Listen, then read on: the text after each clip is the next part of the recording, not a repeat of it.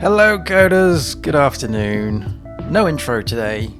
My hard drive that has all the media and stuff is connected to another machine at the moment, so I decided against moving things around, so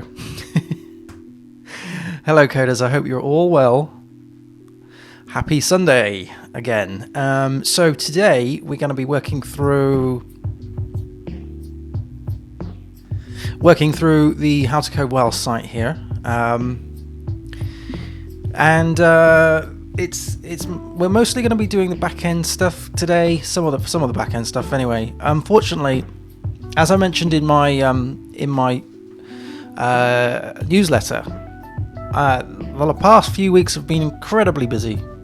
So unfortunately, I haven't really managed to write. Well, I haven't created a single line of code this week, unfortunately, on this. So it's as it was on Tuesday. Bear with me just a second whilst I bring up. There we go. Let's see if this works. I got a green tick. Let's see if that works. Yay! Okay, cool. I wasn't sure whether, because of the hard drive change, I wasn't sure whether those things were going to work, but that's good. Yeah, so this is the backlog, and I've moved things around just so we can work through things more easier. Last stream, I think I was just cherry picking, and I don't want to do that. I want to create an actual sprint, so this is the sprint. Last time, which was like, Tuesday, because I didn't do a stream on Thursday because I was coding through the night. Because that's how crazy things are at the moment. So on Tuesday we were dealing with the code upload, I think. I just want to double check that those things are in place. So I've ran the tests. They seem all good, so I just want to double check that it's in place on the content management side. So bear with me a minute whilst I go to the CMS.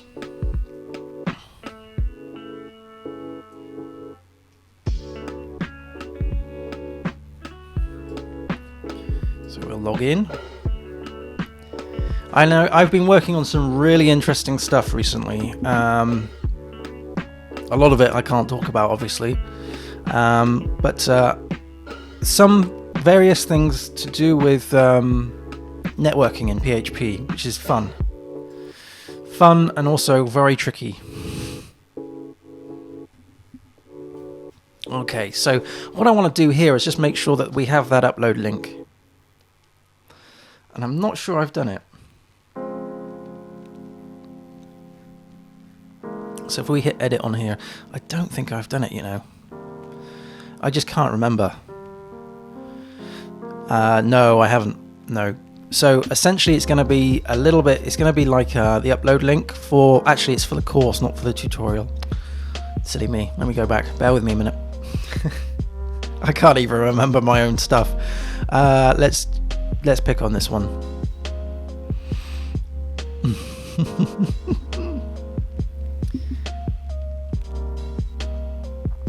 Okay, so this is editing a course, and so we've got this whole image choose file jobby. That's not right. That should be How to Code Well. Let's update that. So we've got the image and then upload file. We need to have code upload file, and that needs to go off to the various storage places. So I really don't dig this listing. It comes up in a different manner. So that's the one thing that we need to do here. So add course download to link to the CMS. That's what we need to do. Here we've got update the course API to include the course code link. I think we did that. I'm just going to run it through Postman and just double check. I can't remember. It's been a while. A week. And I've worked on so many other things. Hey, Mr. DB. Yeah, good, thank you. I'm all good. Hope you're doing well. So let's hit I think I can do it through the system. Yeah, doing all right. Can't believe it's Sunday already. It's madness. Right, now get the code, get the course. This should get me return the API. This should return a course, and there should be a code download. Yes, and it's empty. So yeah, that was in. I thought we did that. In fact, I've got it down as so update course API to include the course link. Yeah, so that's done. Obviously, the course link isn't there yet because I'm yet to put it into the content management system, which is what we're going to do now, I guess. So, okay, so let me work through that. Good afternoon, Waddle. Thank you for joining.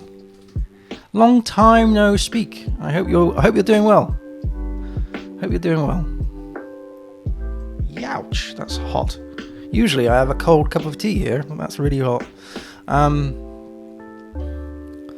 Right, so if I remember rightly, what I was doing was, if we went to the CMS side of this, which is in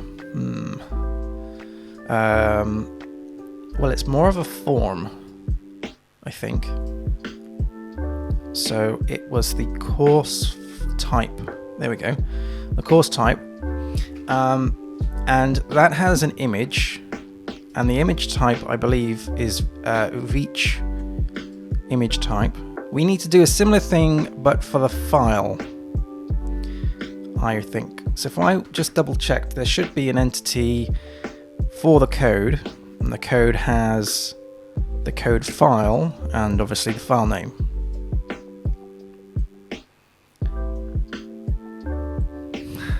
Oh, brilliant. Doing really well. That's great to hear.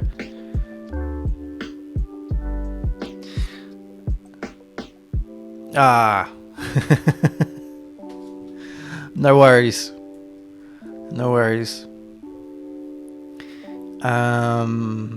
Yeah, so we got the code. We've got the course, which is here. And the course has, if I scroll to the properties, I discovered something on my laptop the other day on PHP Storm, and I don't know, I think I hit a button and it came up with the list of, I think it was that, was it not? Yes. This is a list of all the properties, and so this was a feature that I had been missing for a long time. I didn't realize it was in the structure. Just shows how much I pay attention to these things. So structure, excellent. So now I can see that we have code, that's there. We can also see that we have image, I think. Do we have image? Or is that image for the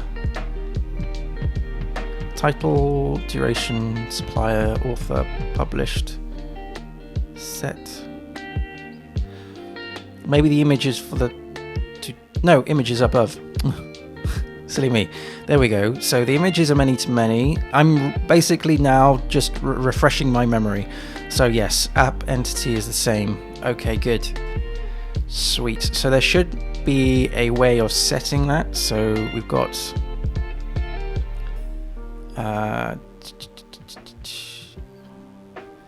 let's have a look for set code. Yes.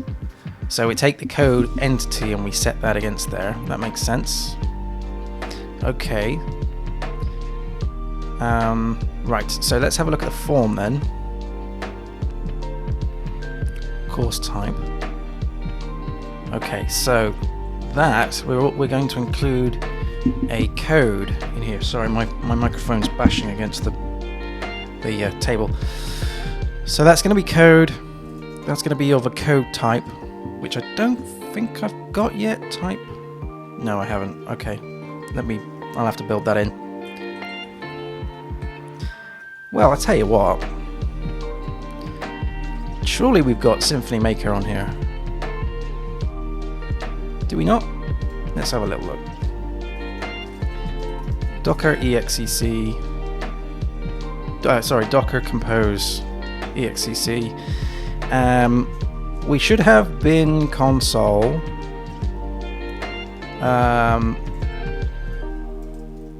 make form, I think.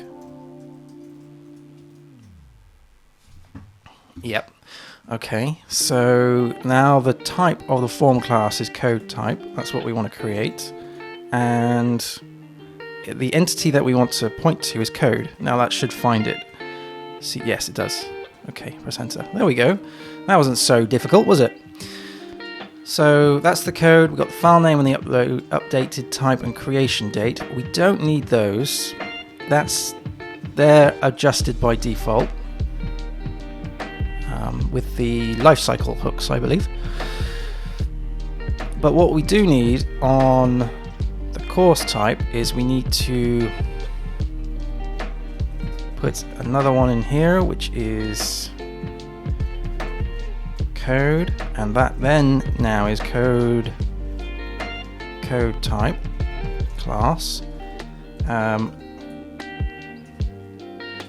It is required, which I think is set by default anyway, but we'll put it in, which is true. And I think we'll leave it at that for now. Let's go over to here to the code, to the actual site itself. This one. Refresh, and we should see another thing under here.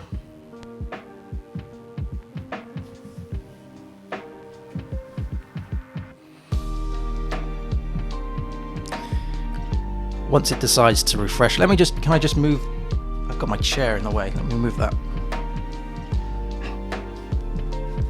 There we go. Okay, so we've got the code. And that's the file name. Now, obviously, this needs to change to be an upload. So it follows a similar thing to the image type. Let's just bring this up as a split view. And let's just get rid of that for a minute. Code type, course type, code type. There we go. Okay, code type, image type.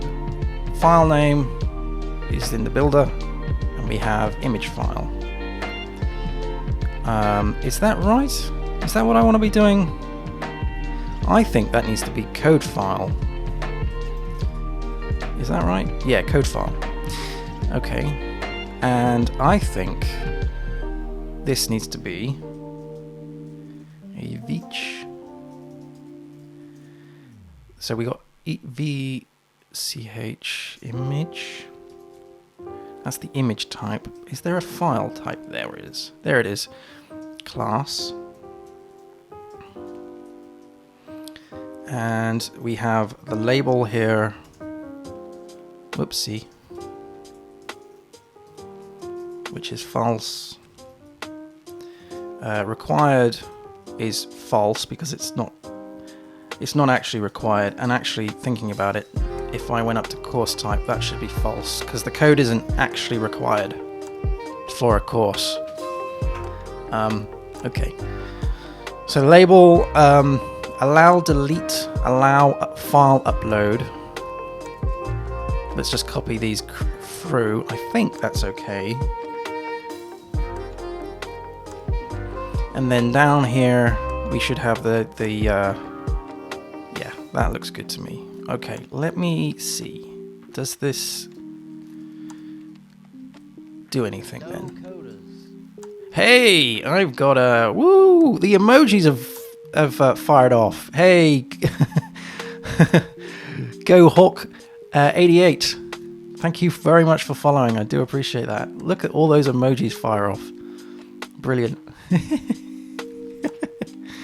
Oh, good. Always makes me smile when that happens. Okay, what was I doing? I was refreshing this, wasn't I? Here we go. Look at that. So we got the image here and we got the code there. Woohoo! Now, like I said, this needs to be not required by default. Now I can't remember. Have I? Let's get into the database. Let's just see what it is in the DB. So let's do cd into the system API, and let's do docker compose API DB. Ooh, sorry, eval. There we go. It helps when you're evaluating the Docker machine. Okay, let's put in the password and let's do use. Gosh, API. So many databases I've been in. Is it that? Yes. and then let's do. What am I trying to do here? What am I trying to achieve? I need to find the whether or not it's null. So let's do show create table, and it is course. There we go. There it is. Okay, scroll up to the top here. We should see that we have code ID, which we do, and that should be here, and that should be null. Default is null. Woohoo! So it is. Okay. Ideally, I would like that to be sort of up here, like with all the other IDs, but it's okay for now. It's okay for now. Okay. The problem with having Twitch, the chat popped out, is that it hides itself in the windows. Hello, Tyranid. Thank you for joining. Hope you're doing well. Hope you're doing well, sir. But that's probably a bit better about the. I'm just sorry. I'm moving windows around on my Mac just to make things a little bit more easier to see when things happen. That's better. Okay, interesting question here. Mr. DB's asking, when you code, do you keep all of your notes on your computer, or do you also have paper notes on your desk? Yes, both.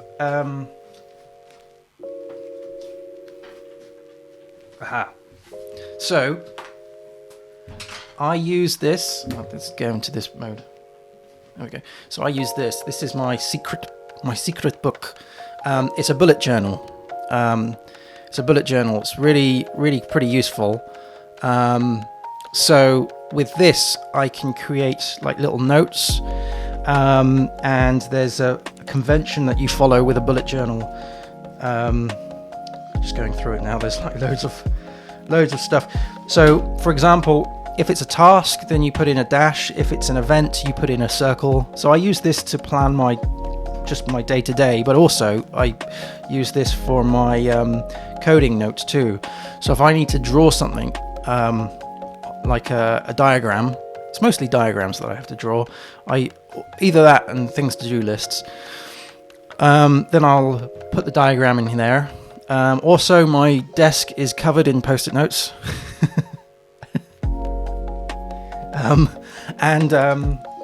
Yeah, I use the Notes app quite a bit on Mac to share notes across the network. So, yeah, it's basically whatever you find easier to use, I think. I know people who write code on pen and paper, but I just find that too challenging. My fingers rest on the right symbols, just sort of, on their own. That sounds a bit weird, but I have to. There's a bit of thought process that it's a variable and it needs to look like this when I'm writing it with handwriting. Also, my handwriting's terrible.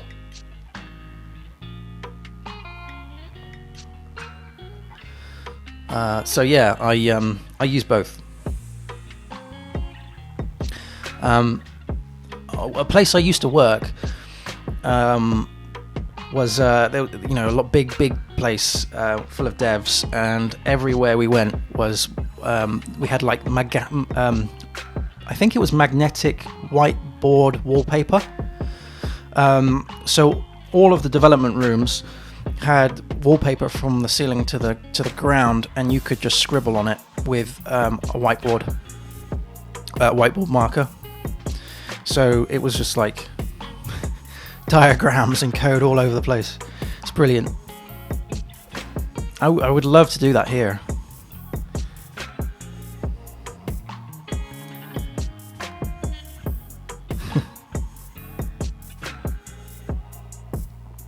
Yeah, but pseudocode. Yeah, so I do a lot of that when I'm thinking about user stories. So like, it's not really pseudocode, is it though? It's Gherkin language. I'll let me have a look. I'll show you what that means. Gherkin cucumber language.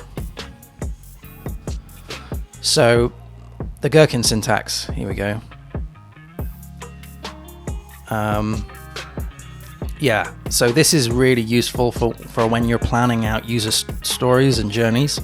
So it's written in sort of very direct English. So you come up with the feature that you want to do, and then the scenarios of each one. So as a user or scenario, maker starts game. When maker starts a game, then maker waits for breaker to join, or whatever. I don't really know what that means, but the point is that you can talk about how your system should behave, how a user should behave against your system in a very sort of precise manner. And yeah, it uses these like then and when and given, these sort of things. So given there is money in my account, then there is money in my account. You're coming up with a statement and then you're justifying it. And it's useful. And this, by the way, then this can translate into testing. So acceptance testing. So I do a lot of this in my book. When I'm thinking about a feature and how it should behave against how the user has behaved on the system, that kind of stuff. What all saying that I did try bullet journal, but I tend to think a lot quicker than I can write. Yes, so definitely understand that. Recently I've been using Markdown files. Oh, that's really good. Yeah, Markdown files. Super handy. Yeah, and the brilliant thing about Markdown files is that you can write code in Markdown files, so it becomes, so you can entwine your notes with code, which is really good. I tell you what I'll do is I'll put this in the link, yeah. So this is Cucumber, and with Cucumber there is where is it? Cucumber open source stuff. Read more. Yeah, here we go. So these are all the implementations of Cucumber. So Cucumber JS. There's like an Android version, Go version, PHP BHat, and they can all read that Gherkin language. So if you want to install this is the link.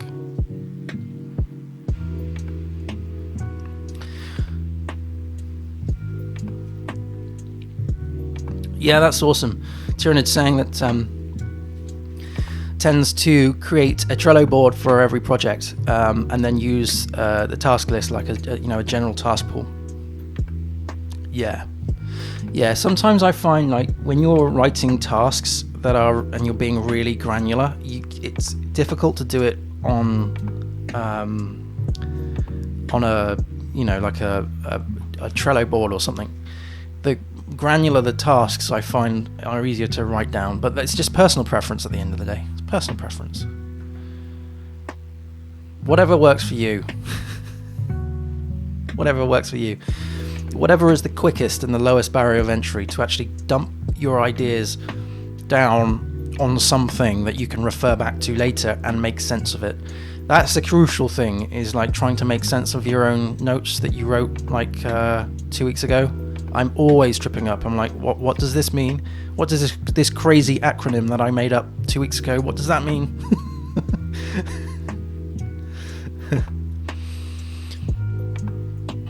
I did try and do, like, in my bullet journal, I did try and, like, do this thing where I would draw a box around something that was more important than something that wasn't important, and yeah, it didn't really work. My handwriting's terrible, so...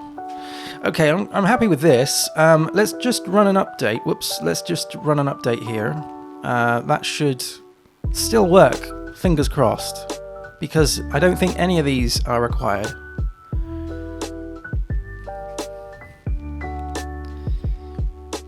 Yes. I really should have a message up here saying it's been saved or something, right? Okay, so that's good. What I'm gonna do, is mark this as done. And in the backlog, there is a task in where are we? Emails. There, I'm sure there is a get code. Yeah.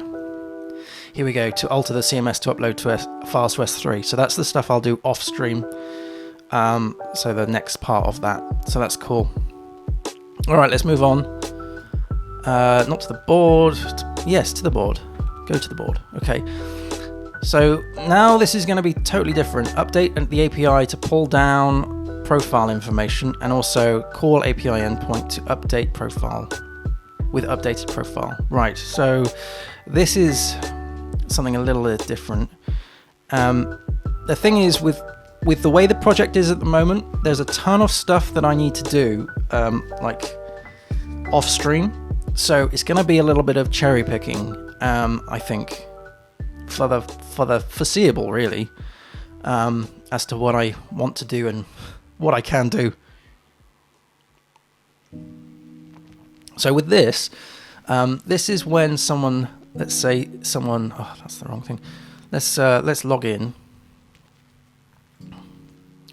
And the idea here is that once they've logged in, right here, cool.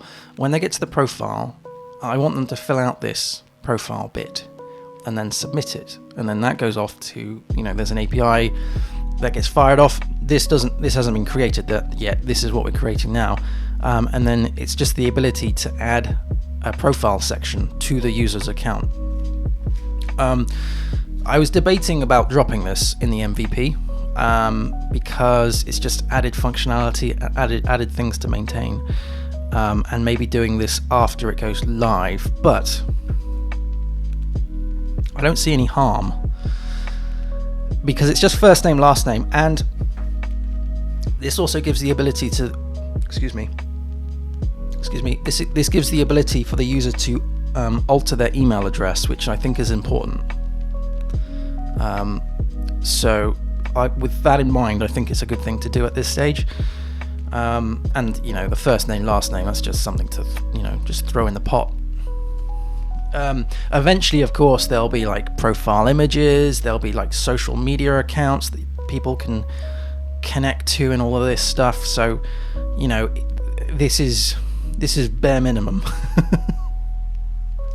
bare minimum. Can't talk today. Okay, so what do we need to do with this? So if we went back to here, I've just got these two tasks. Here's update user API to pull down profile information. So this is when, let's say, for example, they get to this page, they need to pull down that information. And then this one here is to call the API with updated profile. So this is now updating that. But if I can remember rightly, I don't even think that... those APIs haven't been created, and I don't even think we've got a mechanism to save anything yet like that. Also, before I start this work, I do need to check the code coverage to see if that stuff is already how covered that code is in terms of the tests. Let me just commit this. So adding code type and file upload with file upload. That's good. What was that unversion file? What was that all about? That one. Oh, never mind. Whoopsie, forgot that. Okay, so now we're going to go over to here, and we're just going to come out of that, and we're going to go into there, come out of the container, and we're going to run make unit, or is it test unit? Test unit, yep. Coverage. Okay, so this is going to run all the unit tests, and it should have code coverage. Yep, okay. Wait for that to finish and come back. Yeah, huh? Good, good, good. Now that should have created a file in here, in tests, in output, in coverage. It should be the index.html, and I should be able to do that. No, I shouldn't.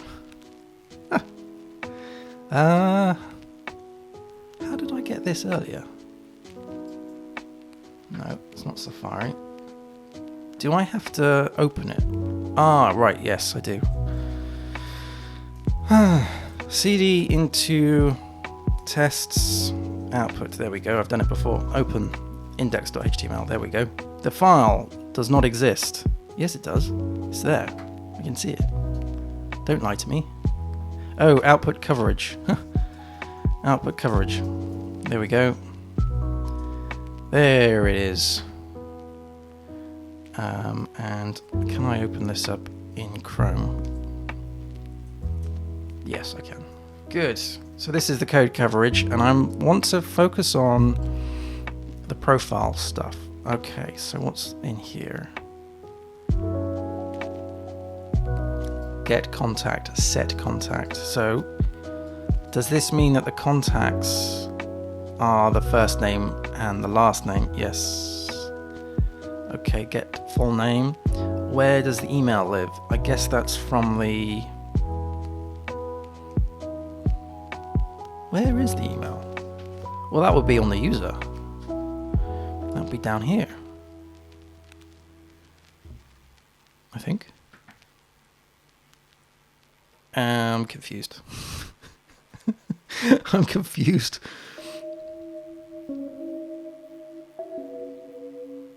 How does that work then? Alright, let me have a think. Hey, Slayadarth. I hope you're doing well. Thank you for joining. I hope you're having a good weekend.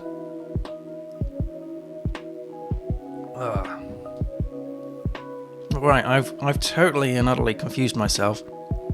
It's only taken 32 minutes to do so. Just it's a bit longer than normal. Ah, sweet. Slayadarth has relaunched his portfolio. Sweet, nice. Feel free to post that into the Discord. Oh, that's lovely. Jekyll on GitHub pages. Yeah, put it in the Discord if you want.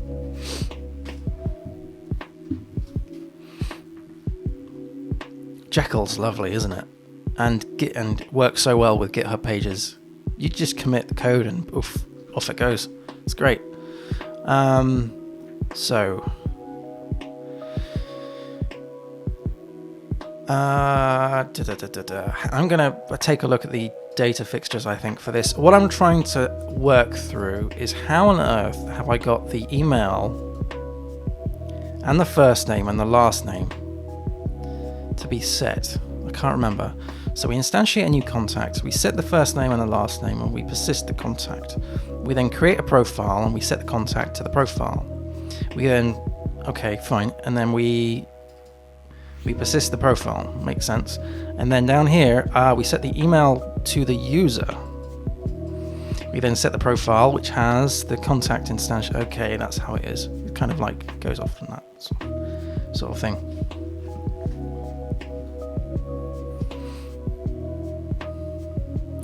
Lovely, lovely stuff.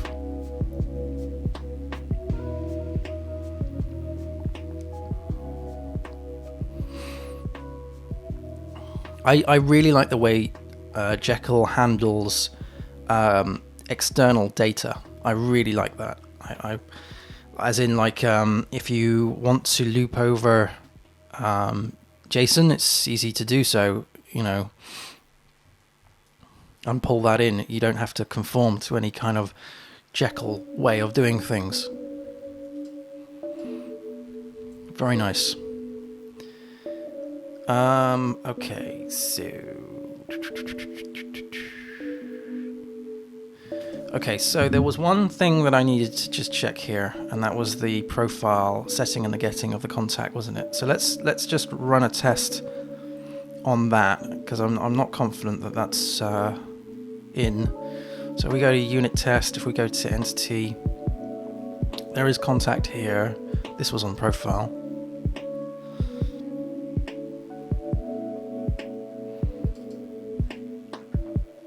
Okay. Public function set contact. Test.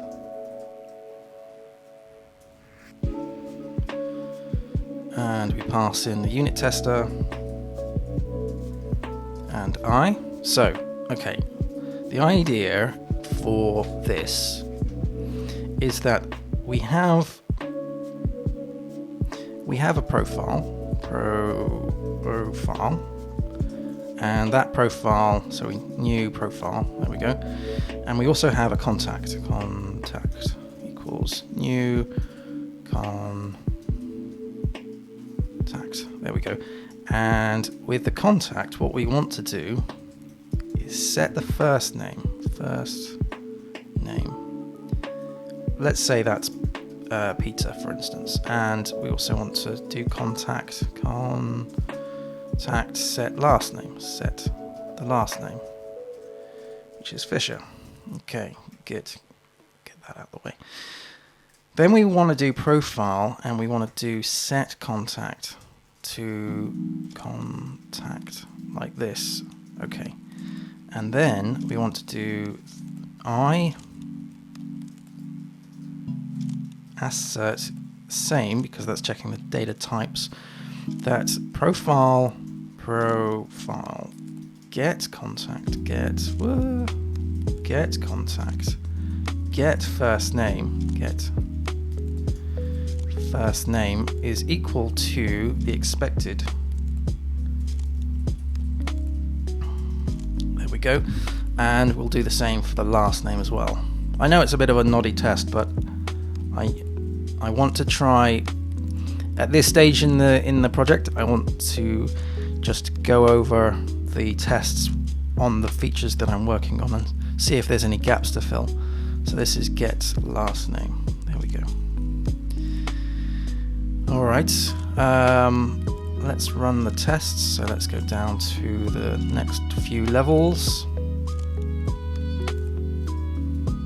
and run make test unit with code coverage. Yeah, JSON, YAML, or CSV, yeah.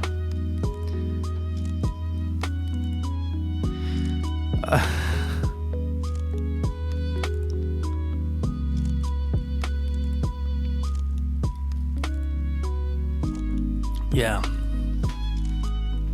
See, I'm not the biggest YAML lover, I must admit. I'm not it's just when I see a lot of YAML, I go YAML blind, and the indentation gets all out of whack. But that's just me. Okay, so that looks like it's all passed and gone through, and lovely. So let's just take a look at the code coverage on here. Let's go back to there, refresh. Whoopsie. Refresh, and it was profile. There we go. It's now 100%. Sweet. Okay.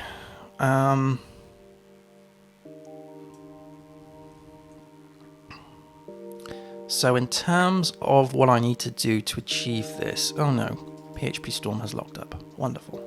Come on. Please let me. Thank you. There's some more YAML there. Move away from that. That was because I said I wasn't a big fan of YAML, so then PHP Storm locked up and showed me YAML. Brilliant.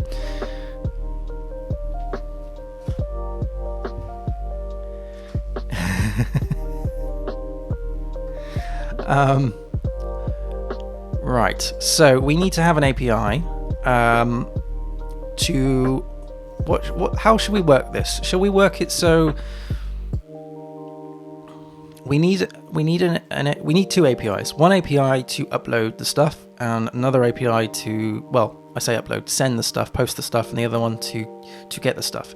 Plus there is a validation and all of this jazz.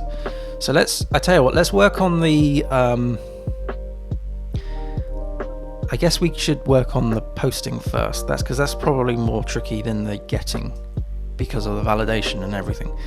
So let's create a test for that. So in API, it is it going to be a user test? Now I need to think about how I'm actually going to do this, like from a URL point of view.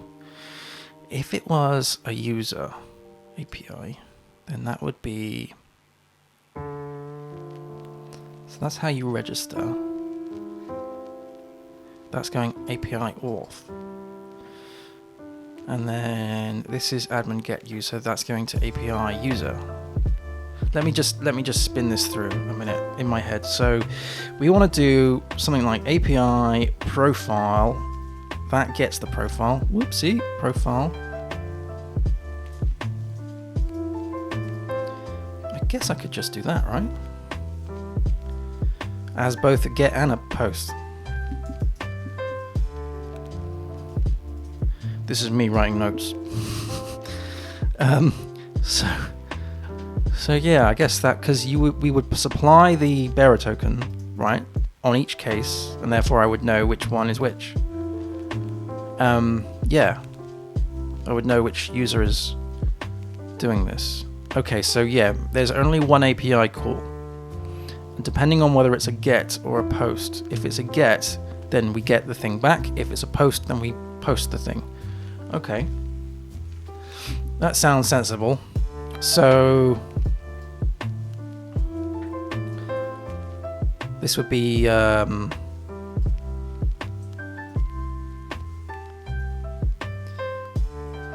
get profile sest.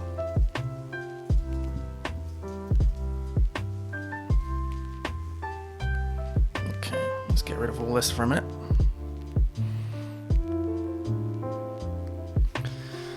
So I want to be bearer authenticated. And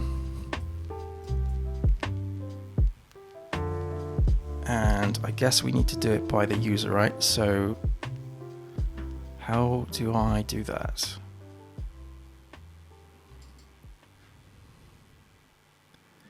That's logging. Course enrollment's a good example. I want to be bearer authenticated with a, yeah, okay. Gotcha. All right. I want to be bearer authenticated with the with a monthly user. Doesn't really matter as long as there's a user. And I want to go to API profile, and that's going to there. And I want to make sure that my HTTP status code is okay. Okay, now I suppose that's so this is get profile. There's no need for that or this. Let's just put in group profile here. And just for naming convention's sake, let's change that to be profile get rather than get. And then this one, the next one up here, would be very similar, but this one would be a post. And this post would obviously have the posted JSON for that. So this one here, so let's comment this one out for now and just work on the, I did say we were working on the posted one first, sorry. Let's comment that out for a second. So this is post. So this is update profile test.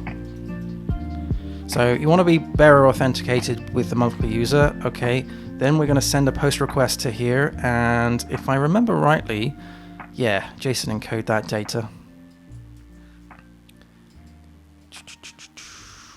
like this. And then we need to define the data as an array. Now, the data that we have from here would be first name, last name, and email, right? So it would be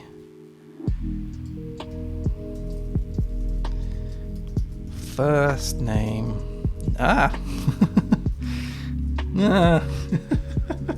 Can't use the keyboard. Lost functional fingers. First name, last name. Peter. Last name would be Fisher. And I can't remember whether it's email address, but whatever, this is going to be test 123 at howtocodewell.net. Okay, .net. So is it email or email address? Well, that's something we're going to have to look at. Last name. All right. Okay, and then here. What am I doing? What am I doing? That needs to go up into here. That's because that's checking that it's okay. Okay, wonderful. So we encode that in JSON, and then we push that up to here, which is the API endpoint that doesn't exist yet. So this is obviously going to fall flat on its face, which is fine.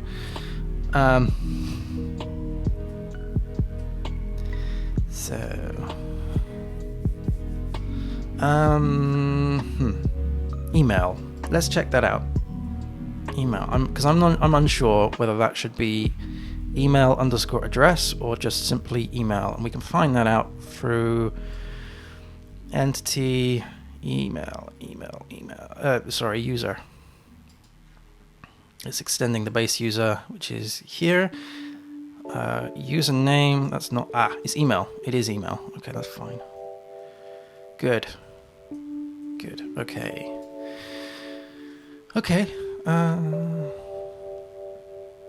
Get profile test. Okay, so this is an API test, right? So to target this, we should go into the container. So Docker compose.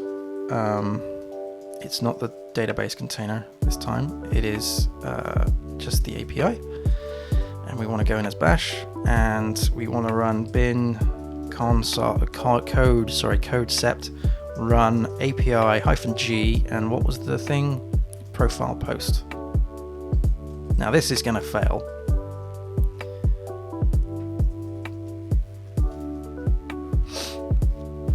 This is going to fail miserably because we haven't created the code for the actual API endpoint for this yet.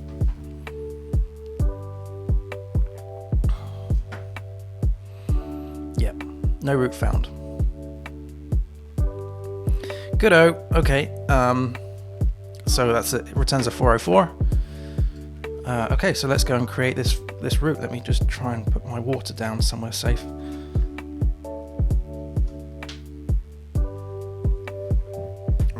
Okay. Right. So that would be in controller. It would be in API. Well, we haven't actually got an API for this. So, how will I do this? See, now I've seen that API customer. I'm thinking maybe this isn't a profile. Maybe this is a customer type thing. But actually, no, because that's to do with Stripe. Let's just keep it simple. Let's just create a new class for that. So let's go to. I think what I'll do is I'll copy API user for the minute. And we'll call this API profile.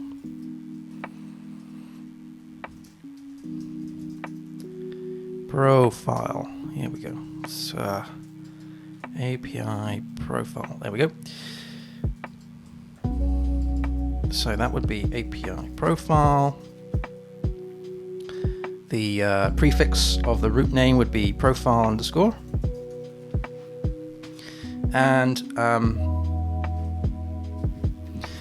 I guess it would run. I guess it would run. So this is really tricky. I'm not too sure what to call the function, the method. I guess I would just call it profile. I guess, because like I said, this is going to do both the post and the get.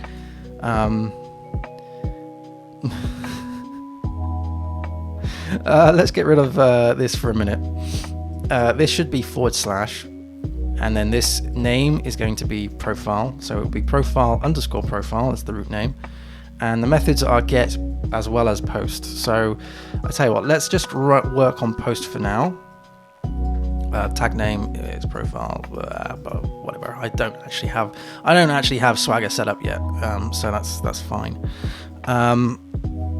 No, this is fine. We want to have deny access unless you're a role user, I think. Okay, so now what do I do? What should I do? Should I get the user? Or do I get the profile? I guess I could get the profile from the user, right? So that would be user. Hey, Siri Skull Legend. Sir Skull, sorry, I can't read. I'm having difficulty reading and typing at the same time. Sir Skull Legend. Thank you for joining. Hope you're having a great Sunday. It's nice and sunny here. Though you wouldn't be able to tell in my office because the blind's down, but I got the blinds down and studio lights beaming down at me.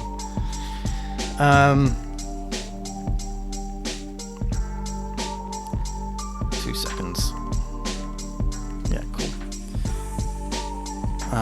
Okay. So yeah, we could get the user from here, I guess. If we passed in the user manager,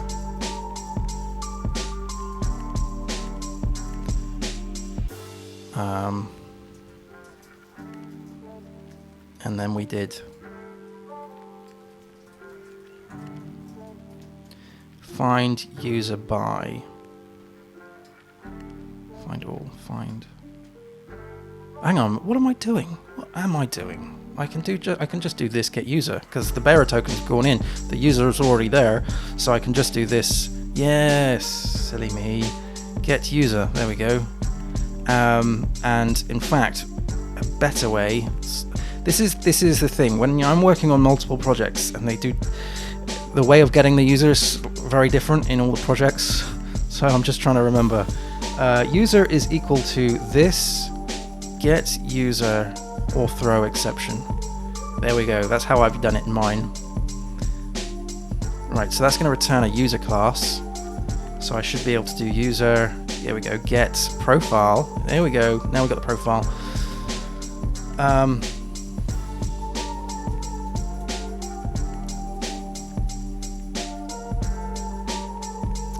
And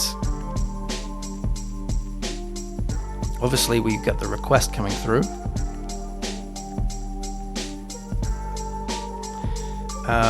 Now, how have I done it in the others? Let's do the registration. That would be that one, wouldn't it? All / user by ID, forgotten password, user by email, change pass. No, it's not that one, is it? Course somewhere. It'll be. Is it in here? Auth controller. Register. There we go. So JSON handler decode request. Okay, and then we validate this. Oh, this is how I've done it. Right. Okay. Good. All right. Totally different from how the other projects are. Brilliant. Okay, so this decodes that request. That gets the data back, and then was that the auth controller? There we go. There's a validation routine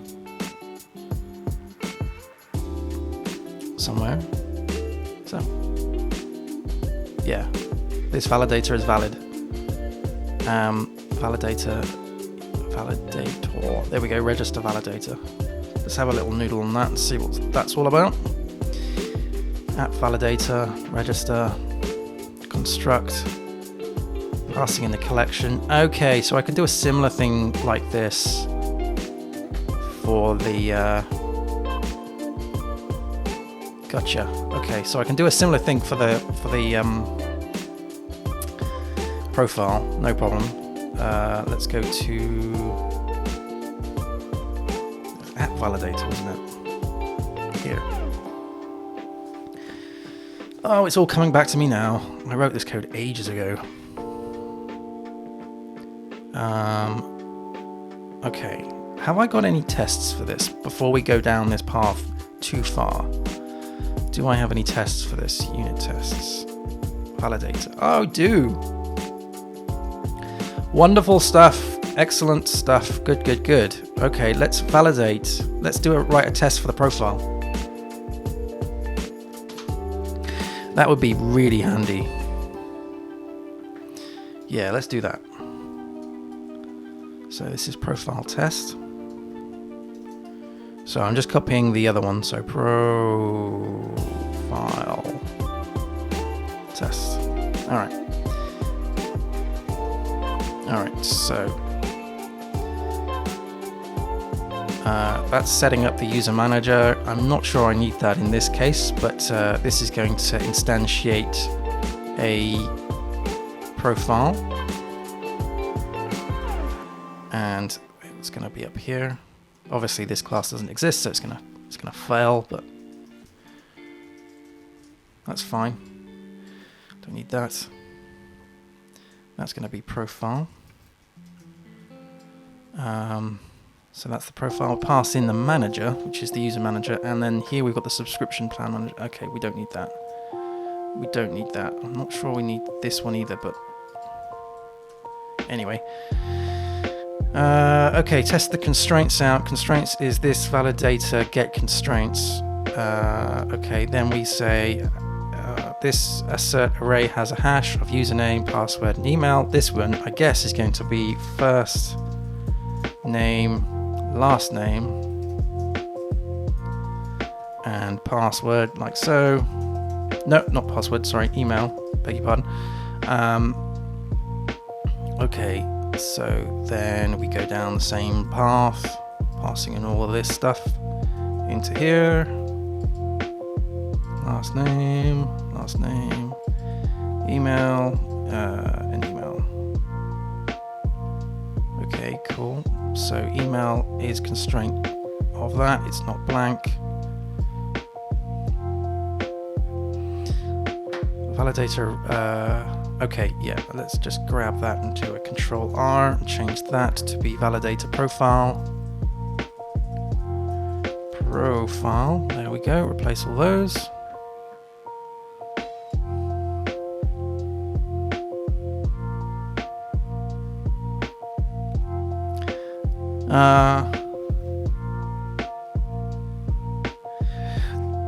Cool, take care, Mr. DB. Hope you have a good day.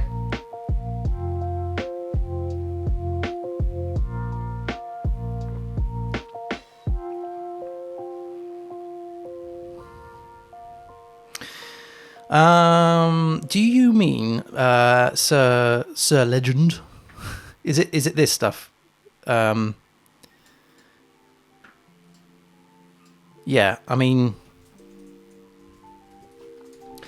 I think there is like, yeah. So there's in PHP Storm, if you just press Command O, then you can search for classes, files, and so forth. I like to have this because, well, it makes me feel like I'm still using NetBeans sometimes and Eclipse, but also it's nice to just see the structure of the code a little bit rather than in just a sort of a flat file thing. But I know that a lot of people just use Command O and then just go, I don't know, let's go to register and then go, okay, yeah, register's thing there. Yeah, I know a lot of people do that, but with my memory, it's not always that clear. First name, last name, and email. Okay. So then this is validate data. You'll have to forgive me because I did this a very, very long time ago, and I'm trying to remember how this is all working. Okay, so these are data providers. Valid data provider, and then this is invalid data provider. Gotcha. Okay, so the invalid data provider would be things like the email addresses. This is a carbon copy of the register validator. So the difference being is that this one has the first name and last name in it, not the actual selected package or anything like that. So let's play around with this. Let's change first name, that username to first name, and also let's change password to last name. There we go. Okay, we should be pretty much in business. Let's get rid of the selected packages. Okay, so this is looking for invalid data. Now, really, the first name and last name isn't really, required, so that's fine. You can put in whatever you want here. The email address, though, is required, so that would look for an invalid email address. And also that would be invalid because it's completely blank. I guess I could put in some checks around the first name, last name to make sure that they are of a certain, under a certain length, for example. So let's say, for instance, your last name should be less than 40 characters long, that kind of thing, unless it's like a double-barreled. Let's say 50 characters long. Actually, what is the point in having a check on the maximum size of a last name?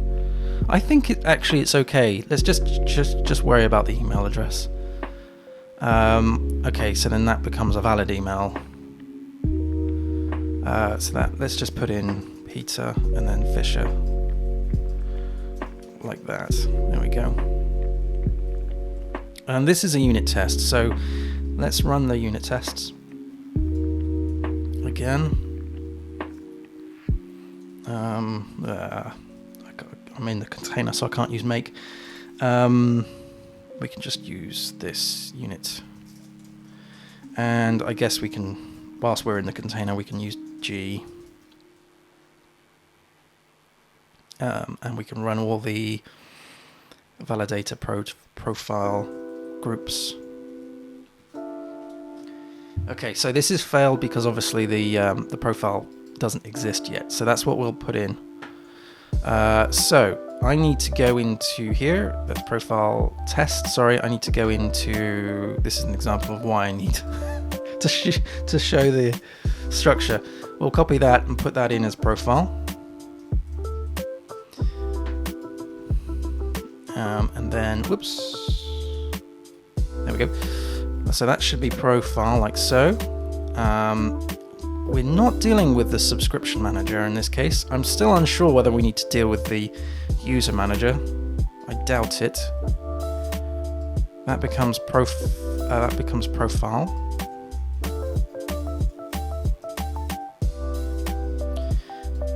Yeah, so I don't think we need to do that.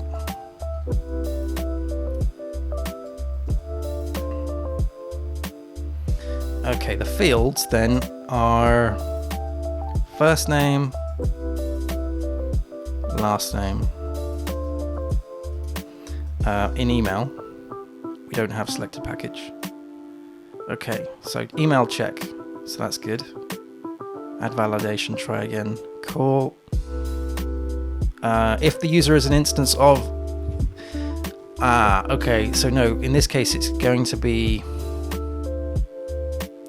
Yeah, so this is why we do need the user manager, because obviously it could be the same email address as what they previously had. So I guess what we would do, this is a callback, by the way. Email check is a callback.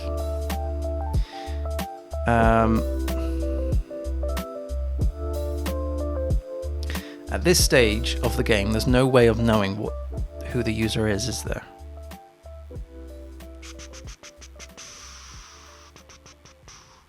That shouldn't be there. nor should that. In fact, that's just a blank empty array. In fact, that's a blank empty array too. We're only checking against the email. I guess I could pass in the user.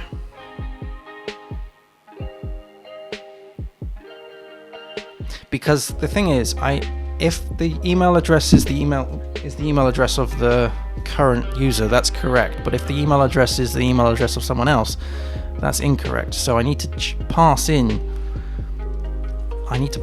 the user, don't I? That's what I need to do. Package check, that can go. We don't need that. Yeah, so this is valid, but only if the email address is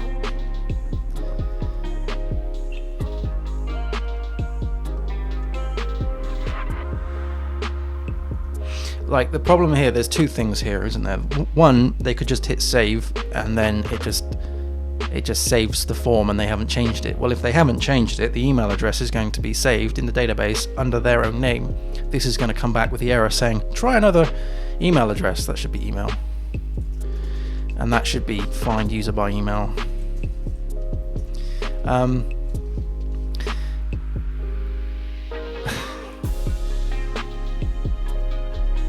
So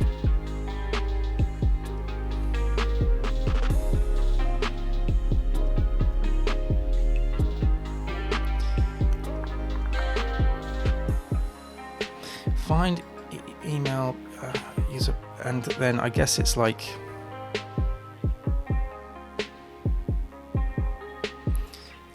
let's just I'm just gonna play here protected.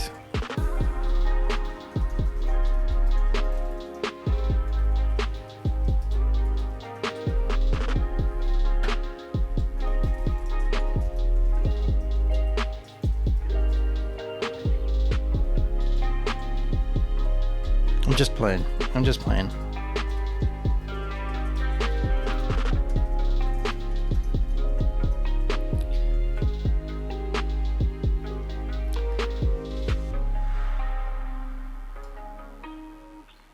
So an email check, we want to go found user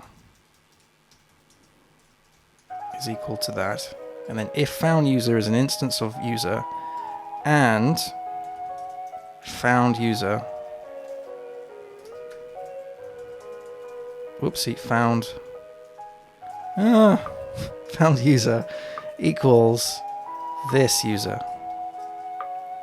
Hang on a minute. And it's not this user. So we find a user by the email. If the user is an instance of the user and the user is not this, then they've chosen someone else's email address. However, they can choose their own. That's what I was trying to get sorted.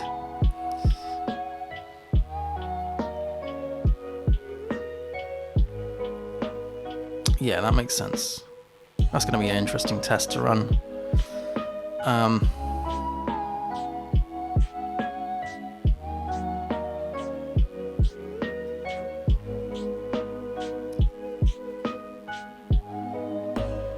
Email check. Right.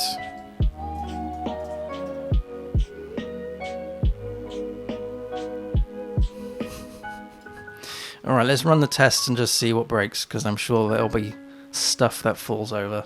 Here we go. Too few arguments. Profile construct. Parameter 1 must be expected to. Oh yes, this is the user that we're yet to pass in. So let's go to profile test. So under setup here, this needs to be a user. So are we able to just... I can either mock this, like I've done up here. I guess I could do that, couldn't I? Let's give that a go. So this would be user mock, or user is equal to this make user Actually, no, I don't need to mock it. I could just literally I just instantiate it. I mean, there's no harm. User is equal to new user. Yeah, I'll just instantiate user. And then it's just a case of user set email, isn't it? So if we were to use an email that exists in one of our tests, say for example, this one.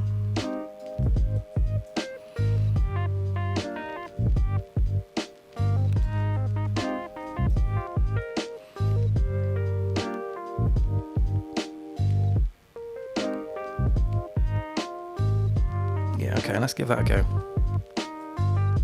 Again, probably won't work. Okay, so offset of 0. Oh, wonderful. Constraints.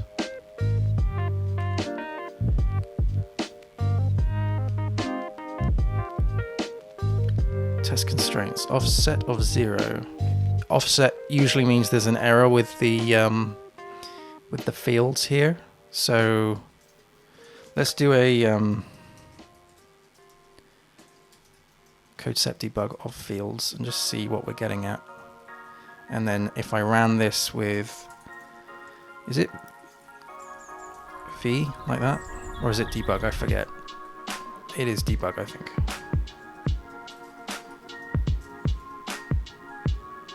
Okay, here we go. So that is the return of fields. Not what I expected. Oh, I guess. Right, I guess because that's an object, right? Constraints of 0, 1. Oh, wait.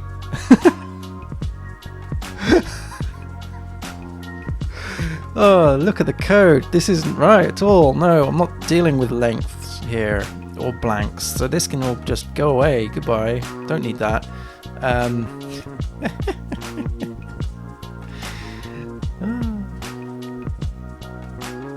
Okay, first of all we got it passing. That's good, isn't it? Woohoo.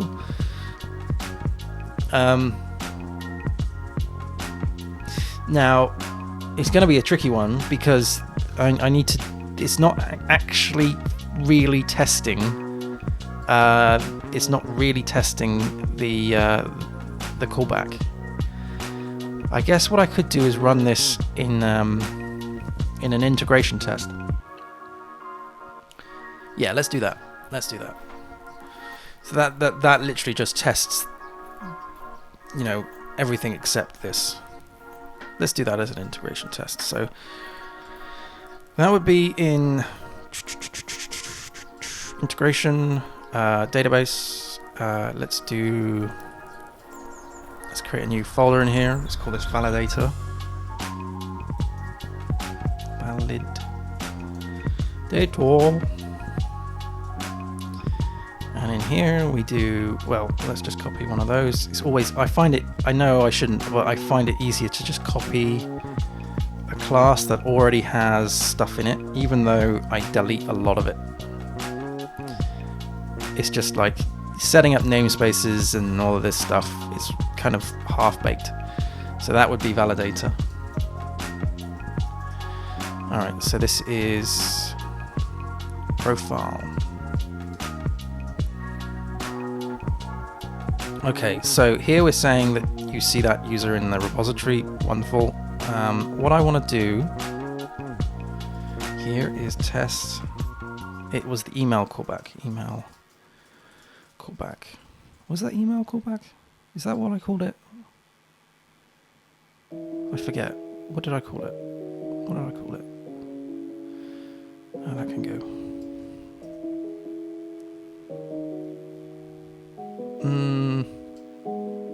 Email check, that's what I called it.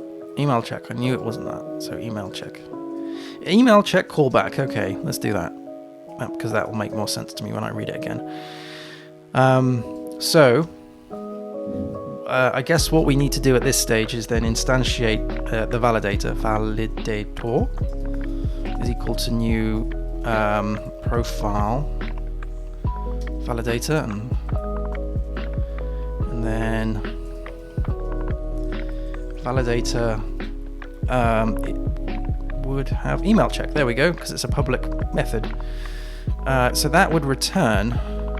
Oh, brilliant. It's returning void. Oh. Oh, that sucks.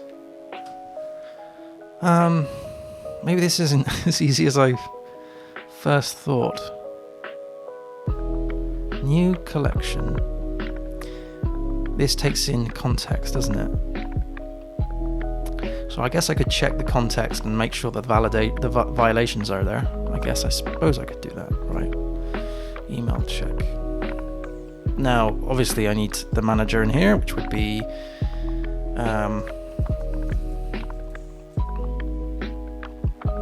can we inject the user manager in? Can I do? I can't remember whether I can do this or not in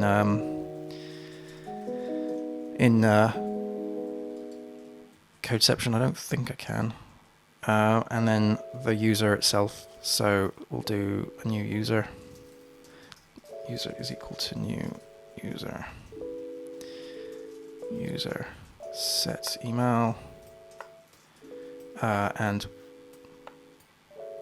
let's pick on a user that already exists. So let's go to the data fixtures.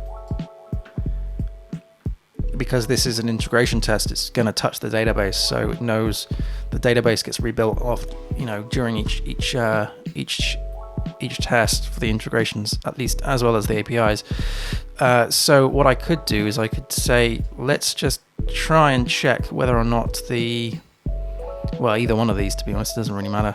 Let's do that one.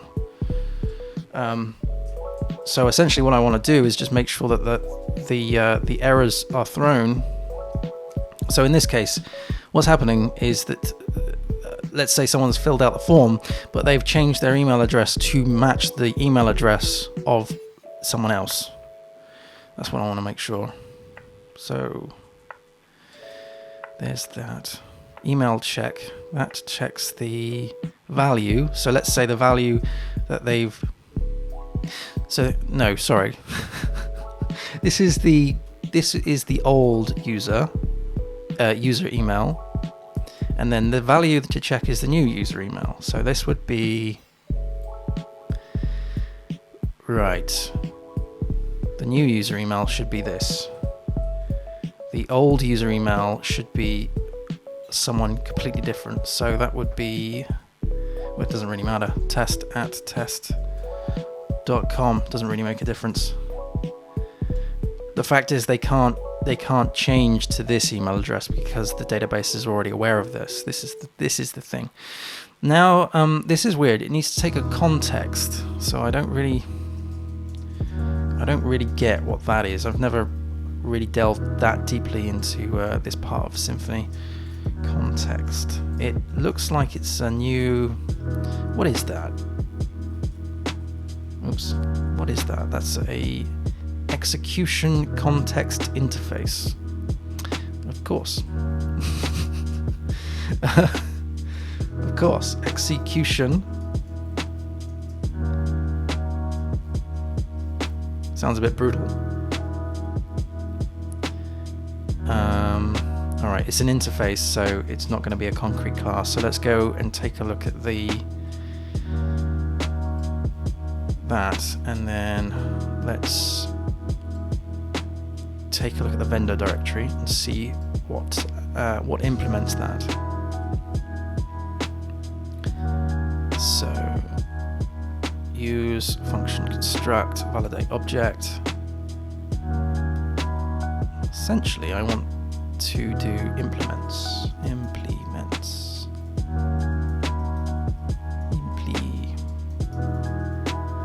Here we go. Oh, it's just the execution context.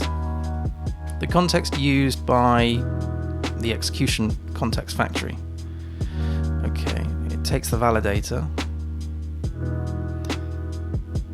I'm looking for the constructor. Let's just open this up. Oh gosh, here we go, validator interface. Okay, that's not so bad. Okay, so it's the execution context. Crikey. Oops. Hang on. Where's that's there we go.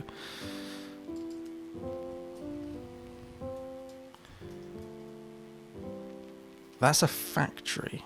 So could I? What does the factory need?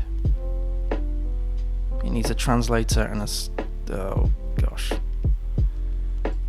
Let's just see if I can instantiate. Right, it needs the validator. It's a validator interface. Now, surely not, the validator interface is what we're playing with here, right? src validator profile. Scroll up to the top, it extends validator. That's an abstract of validator. Validator interface gets pulled in here.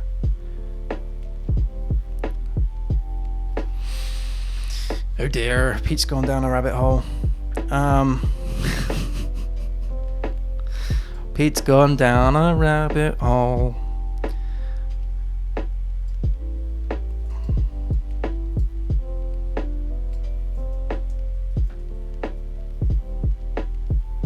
Validation, create validator. That returns a validator interface, yeah.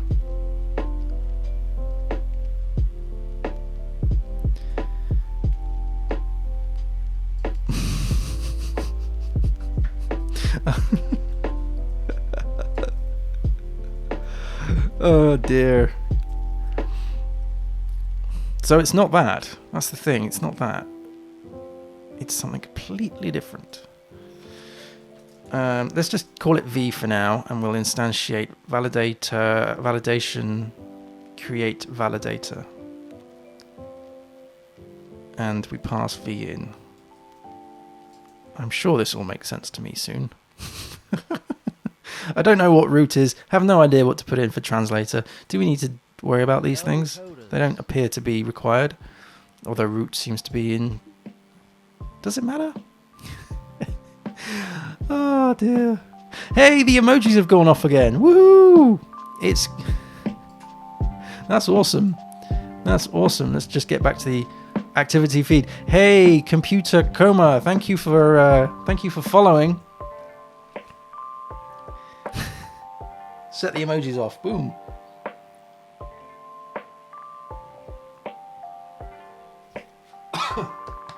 Woohoo! Or the emotes. They're not emojis, they're emotes. Meh. Meh.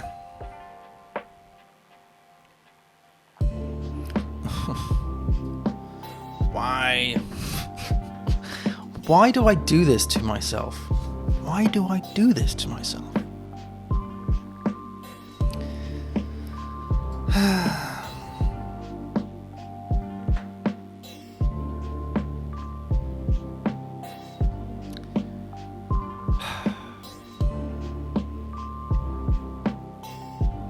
I'm going to have to mock a load of stuff, aren't I, for this to happen. And this is going to be ugly. But essentially what I want to do is check that the violation has been added.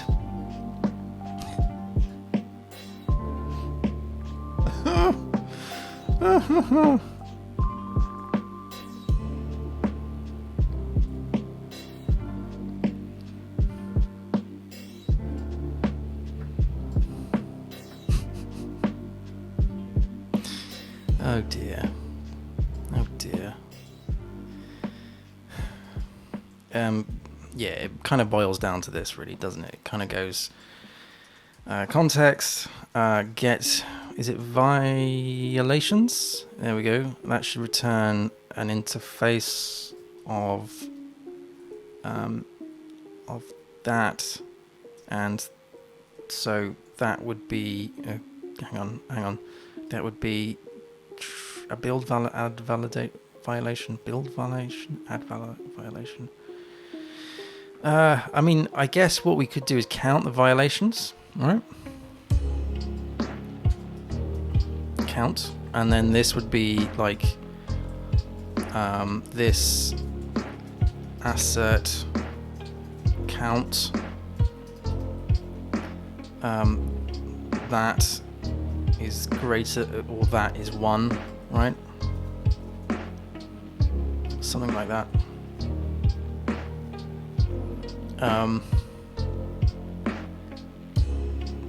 Right, so okay, let's split this up. So let's get rid of the stuff that I don't need. You know, let's get rid of the noise, and let's get rid of that as well. Right, so we instantiate a new user. We pass in the original email address. Okay, we instantiate a new the validator, which is my custom one, which is the profile. We instantiate the validator from Symfony, and then we create the context. Now obviously that needs to have a whole bunch of other bits and pieces attached to it. Then we run the check. Now because this unfortunately returns void,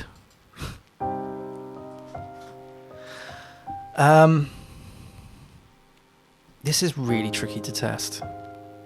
This is really tricky to test. Maybe what I need to do is split this out. This is a bit of a code smell. Maybe I need to split this out.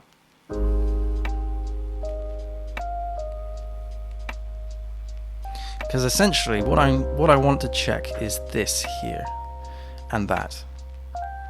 I don't care about if it's assigned to a context or what have you. That's up to Symfony to decide. So I'm wondering if I need to do something like this, public function, just to make sure public function does email exist, right?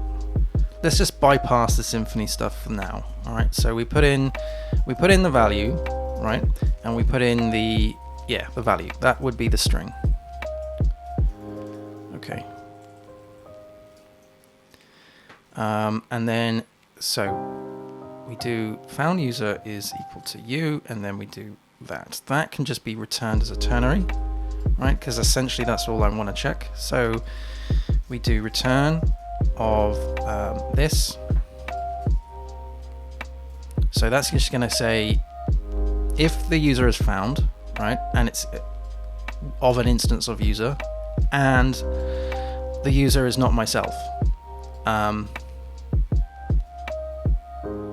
And I suppose what we could do is even put in user here, just to make it a little bit more cleaner, and so we're not having to pass in user. And then this is, there we go. That's basically all I want to do, right? We just return a boolean, and then obviously we refactor that up there to then call upon this, because this is just returning a boolean. So this would just be does exist.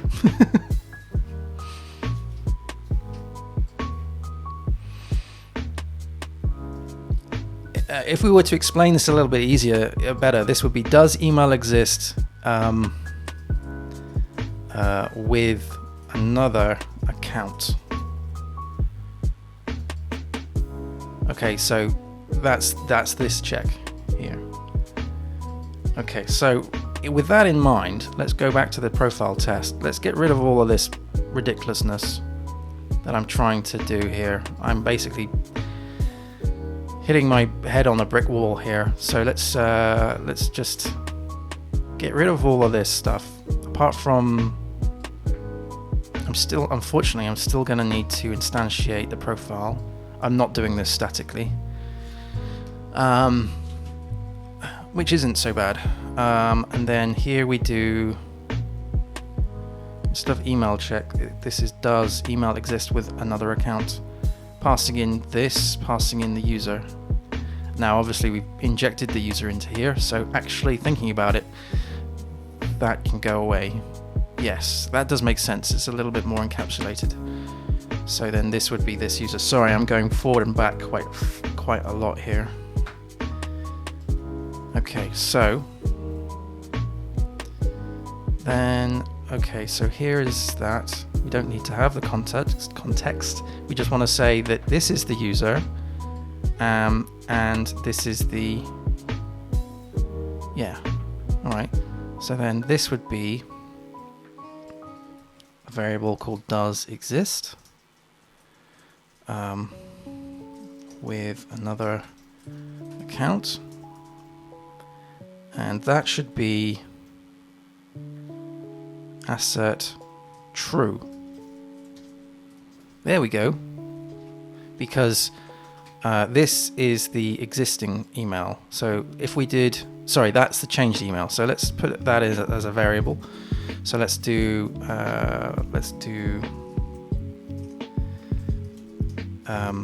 changed email is equal to this.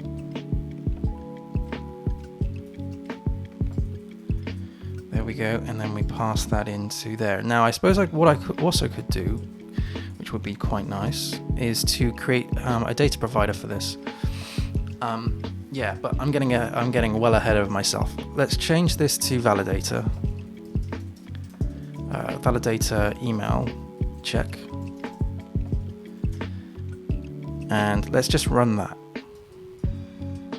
Because I don't think this is going to work because we're injecting this in, and I don't think you can do that in Codeception. I think I need to do this in the before class.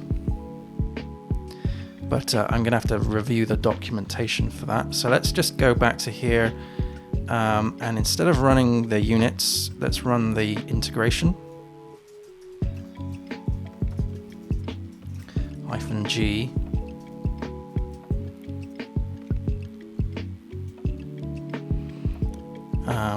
Yeah, so this does take a bit of time because we're dropping the database and then recreating the database, yada yada yada. Okay, this is saying no tests have been executed. What? Really? Have I spelled integration wrong? I mean, that would have thrown an error with a suite, right? -G, run -G, validator, email check. Oh wait, I haven't actually called this as a test yet. Silly me. Let's just take a look at database, user test. User test, test. There we go, it starts with test. Sorry, all of this time, the test would just not have worked. That needs to be test email. There we go, let's run that again.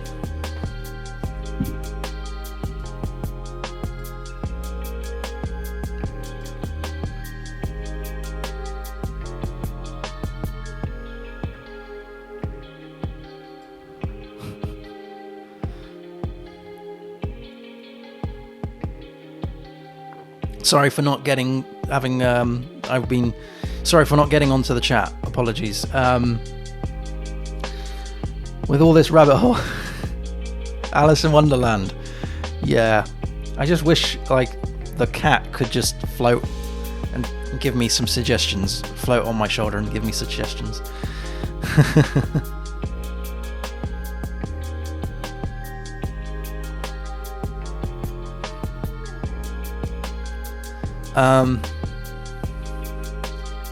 Okay, too few arguments to the function of yada yada yada.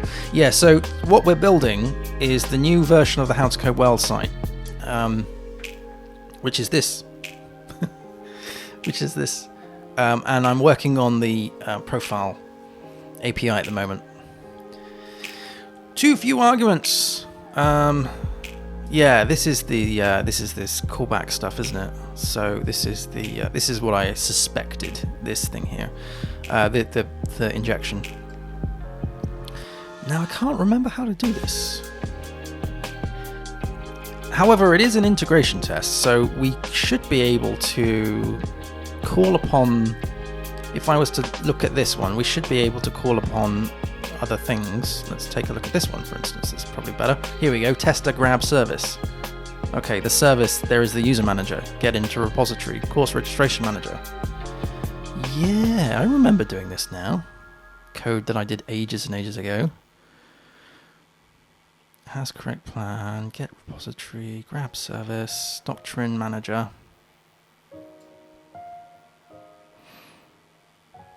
Passing in. That's how I do it. Right. Let me remind myself. Why do I need the user manager again?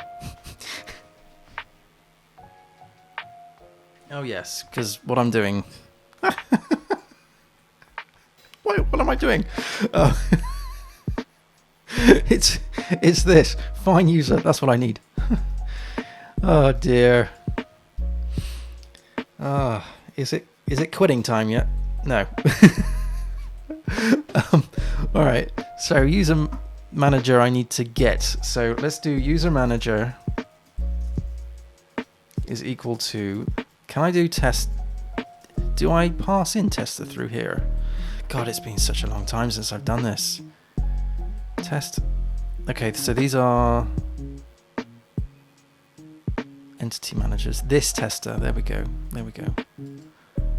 It's this tester, and I think I can do tester, and I think I can do grab service, and I think it's the user manager. I think that works. Manager. Manager. There we go. That might be FOSS user manager.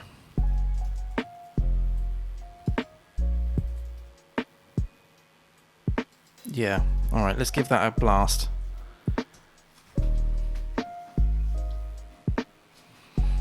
Okay. So too few arguments.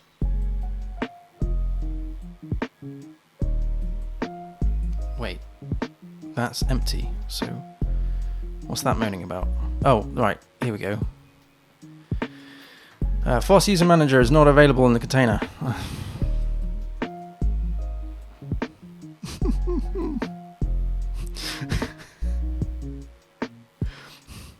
What is available in the container?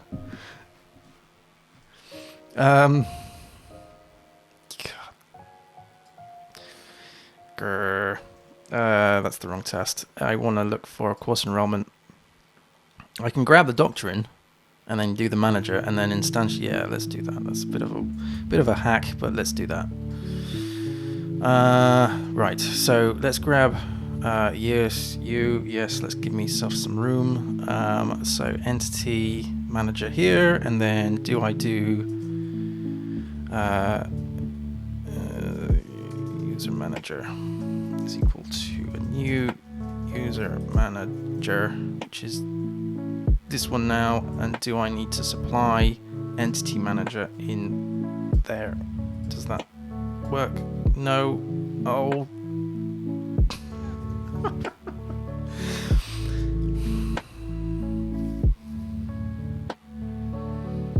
Oh, right. Okay, yeah, I see what's happening here, because all of this stuff needs to be put in as well. God damn.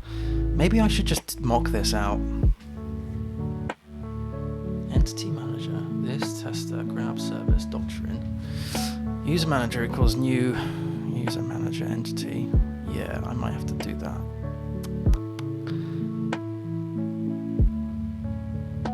No worries, Tierna. Enjoy those chores.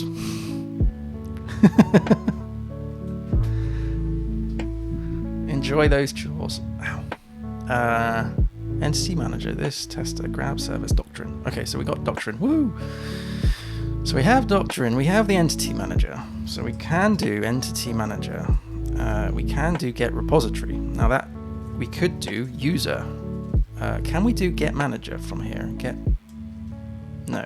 Well, it is a manager. So yeah. But the thing is that we need to, when we instantiate that, we need to pass that in.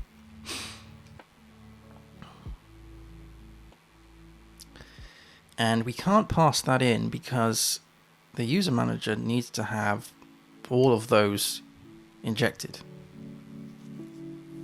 Password updater and all of this stuff. So I'm wondering,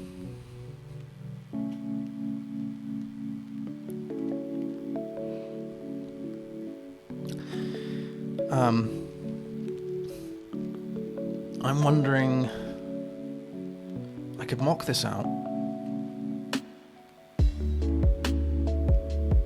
I don't need the password updater. I don't need the canonical fields. I need the ORM. I don't need the class. I don't need the token generator.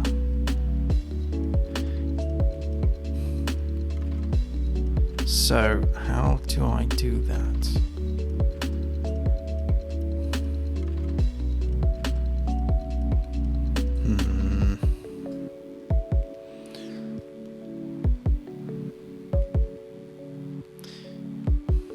Do that, like, this is gonna, why is this, I'm thinking now, why is this calling the manager? Find user by email. What is that doing? Couldn't I just pass in the repository and do that rather than the manager itself? Like, the manager seems to be doing far too much work. And from here I could do something like get repository and then pass in the user class, and then that would return the user repository. So user repo, right? So not the manager, and we could supply the repository in. So that would be there, and then this would change to be user repository as we've injected that in.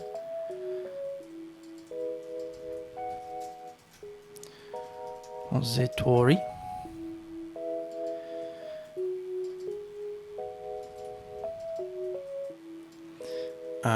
And then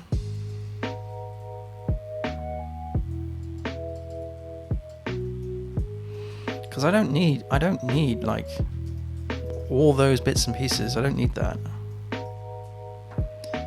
So then down here, instead of manager, it's just this user repository, and I've got a feeling there is a find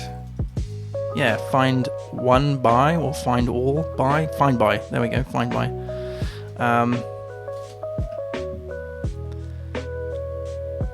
And the find by would be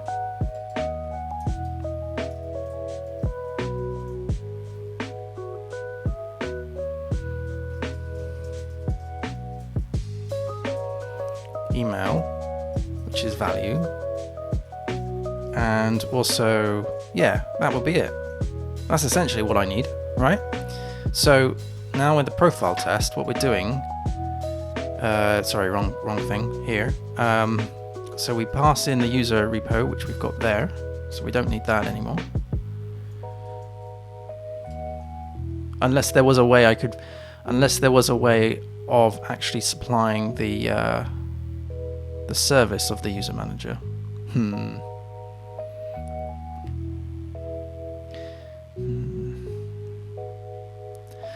Maybe I should try that. Before I go down this rabbit hole too far, let's see if I can do u is equal to this, because if I can, then I will.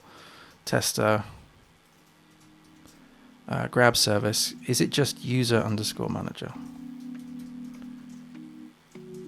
And then, okay, so this will fail. I just want to see if this fails on the fact that it can't find user manager service.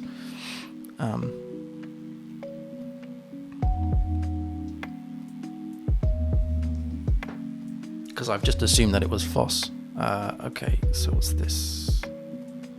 That was one error. Is not available in the container. User manager is not available in the container. Can I do this? User manager interface. Am I able to do that?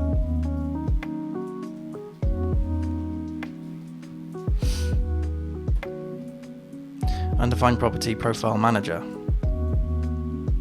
Ooh, okay. That may have... Alright, let me backtrack a minute. Let me backtrack. User manager. Let me backtrack just a second.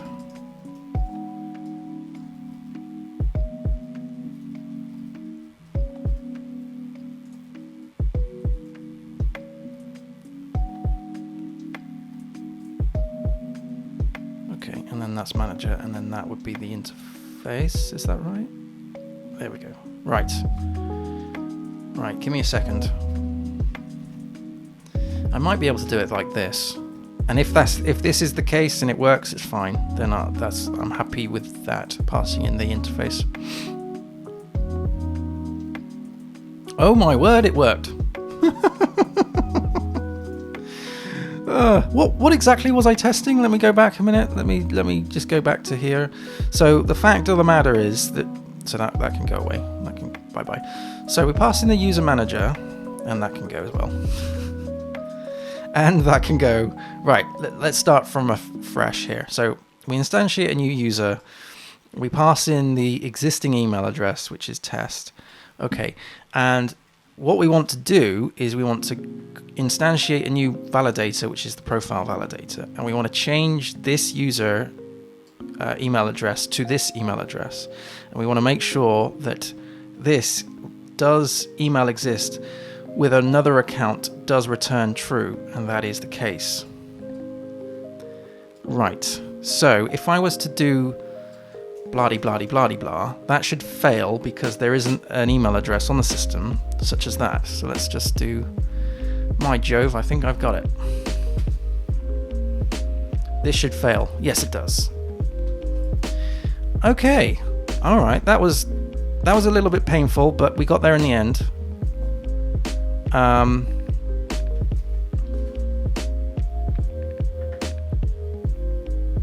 Right. So let's now go back to here. That's fine. And see, now I'm thinking that I could do the same with the execution context interface. Interesting. Let's do does user exist with another, well, does user exist or is found. This is equal to this does that. Okay, passing in the value, which is here. So then here we want to do if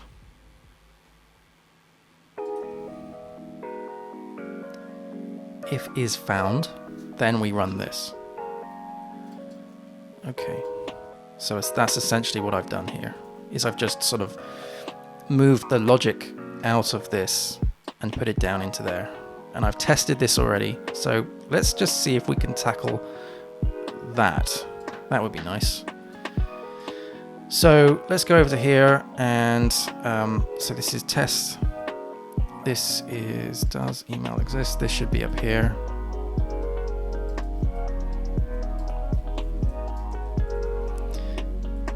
And let's see if we can run the same thing.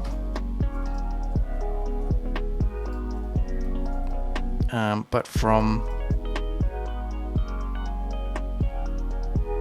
from the other method. So this should be does email exist with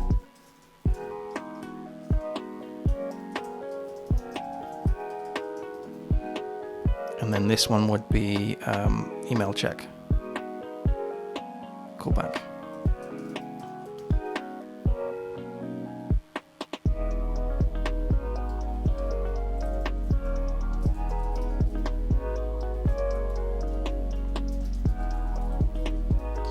Okay, so, whoops. So we now can instantiate the profile with the user manager. So that's all sorted. That's good.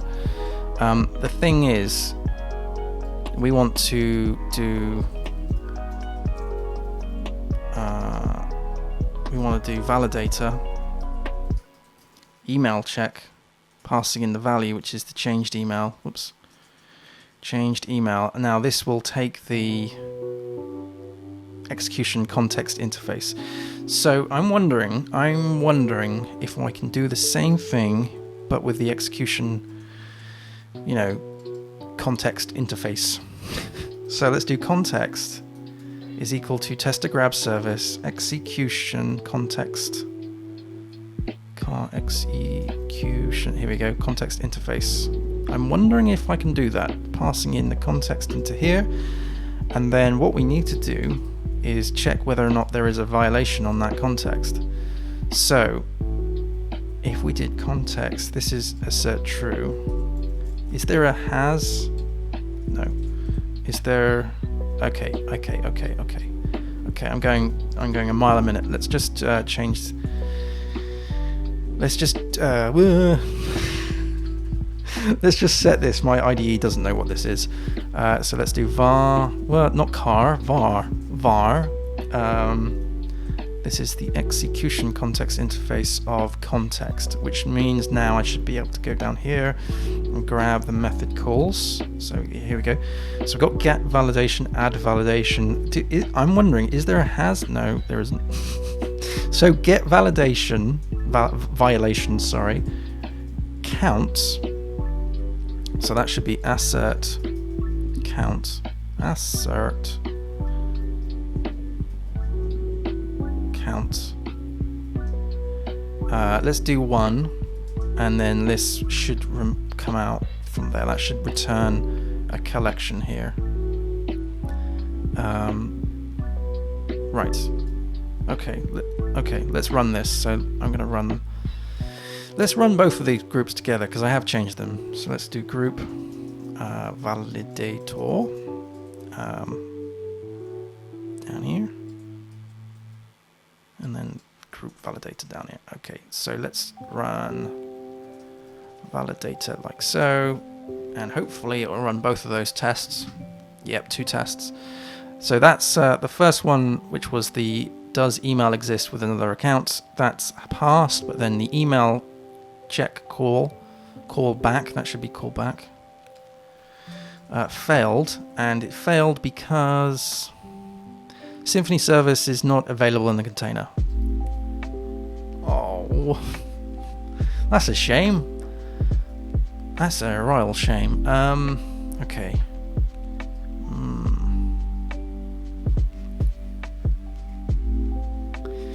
Right. Because of course, I mean, if we context is equal to new context, which was the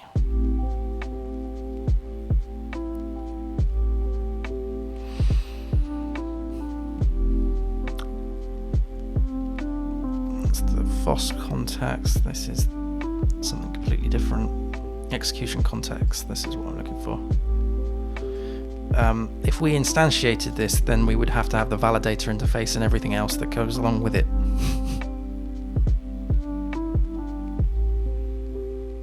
I'm not sure if that's a wise thing to do.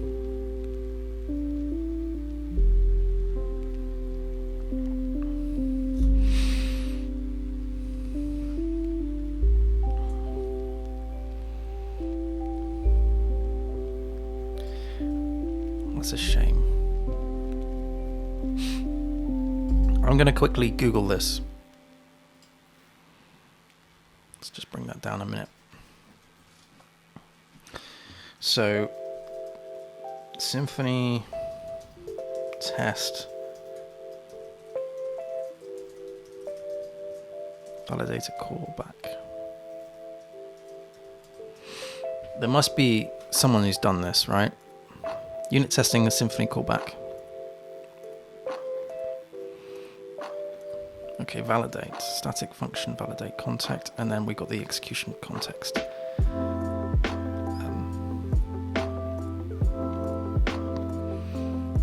This is the test. So how have they done it? Validator, validation, create validator, builder, get validator. Okay, fine. Errors, validator, validate. This test returns errors with a count of 0, but should be 1. Okay, first problem is the definition of the constraint. Okay, we don't have to worry about that. Second, the test case, you need to take the validator service from the container instead of a new one with the builder. Okay, fine. Third, the callback constraint is defined. So, okay, right. Equals count errors. Errors is validator. Oh, I see how they've done that. Okay, right. So instead of testing the callback in isolation, even though this is, I think, from what I can remember, this is static. Yeah. So they haven't actually tested this in isolation. They've tested, this is a public static function, right? Create validator, validate. Passing in the contact, which is there. Errors. Right, so it's more of a high level thing, which is good. I mean, it's a good way to go. That's probably a good thing to test, actually, to do. It will cover this. Okay, so let's see if we can walk down this. So test validate.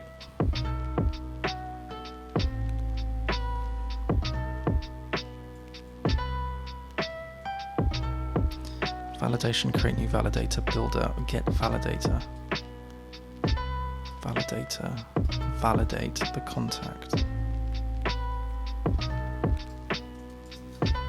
So in terms of my validator, it would be the profile, which is this.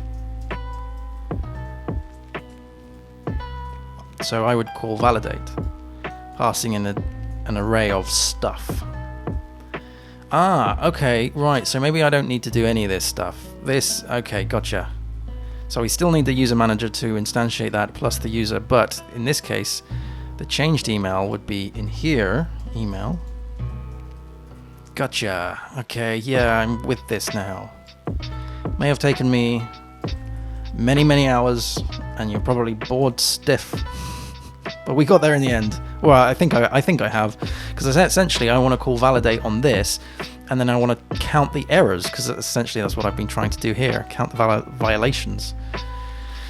And it's only because the email check has to return a void, which means that I have to go down this route. Anyway, whatever. Grumble, grumble, grumble. First name is Peter. Last name.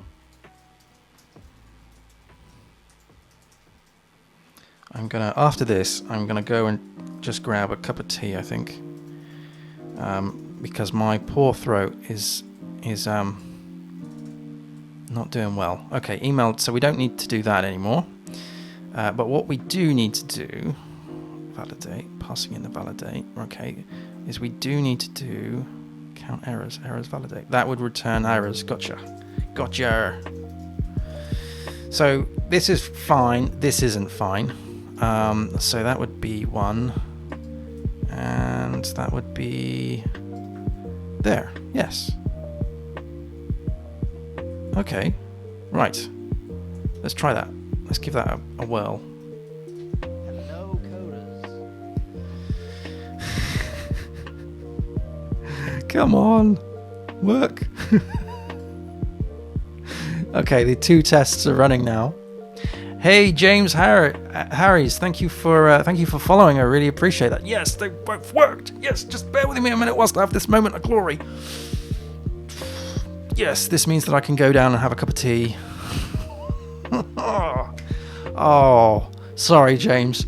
Thank you for following. I do appreciate this. I've been trying to work through this bug for a good few hours. Thank you very much for following. Really appreciate that. Okay, so now, so one could argue, what's the point in having that singular test? But yes, this is now passing. If I was to put in an email address that doesn't exist into the system and then run this again, this should fail. It takes time because it's dropping the database, recreating it, and so forth, and loading the various things.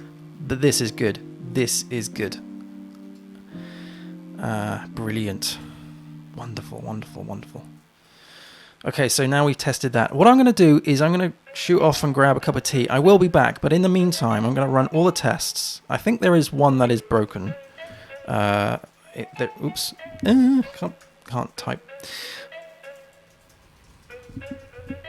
Let me just run this first. Make sure that PCB, the beautifier, works. Yeah, it's found something and it's fixed those. That's good. Let's run that again. what I'll do is I'll leave this running, I'll make a cup of tea, and I will be back. This is now running through all the mess detection, PHP stan. Oh, I better fix those before I go. Sorry. Let me fix this first, and then I'll go down and get a cup of tea and come back. Right.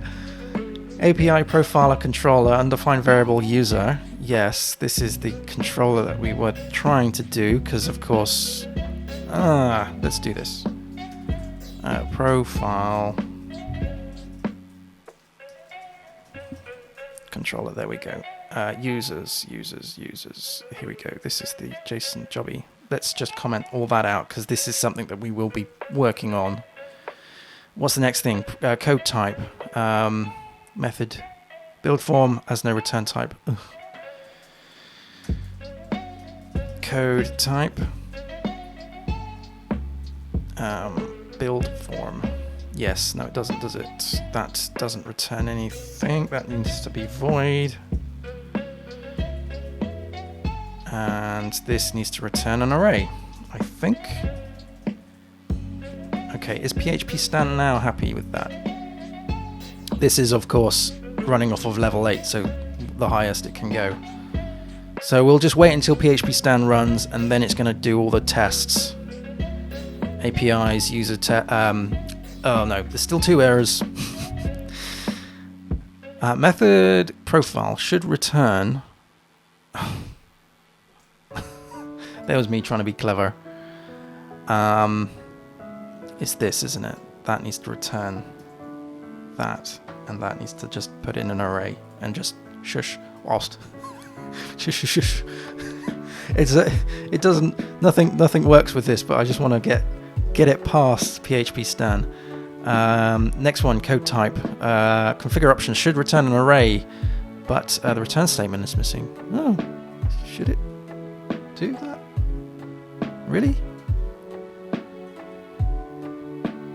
Configure options.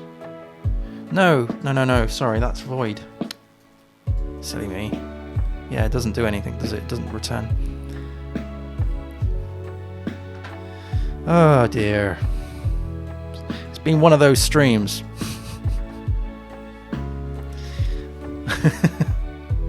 Okay, so we'll wait for a second. Yes, PHP stan is now happy. It's now going to do a schema validation. I'm sure that's going to be fine.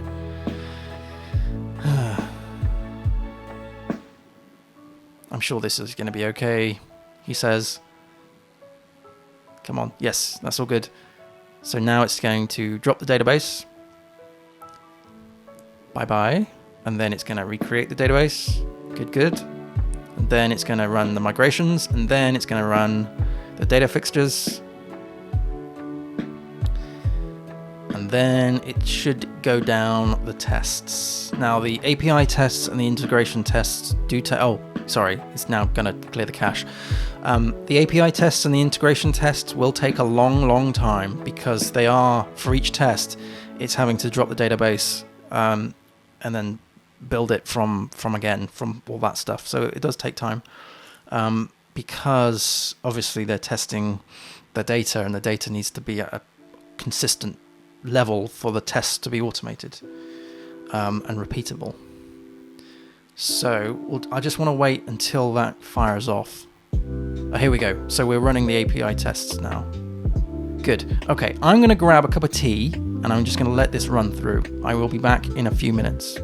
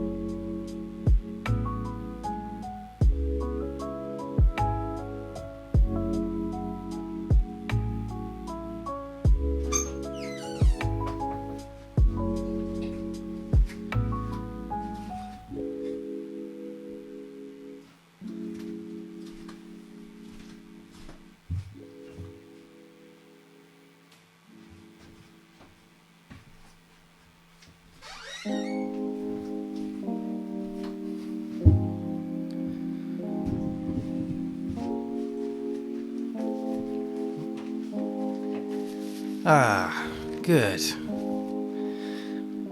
Right.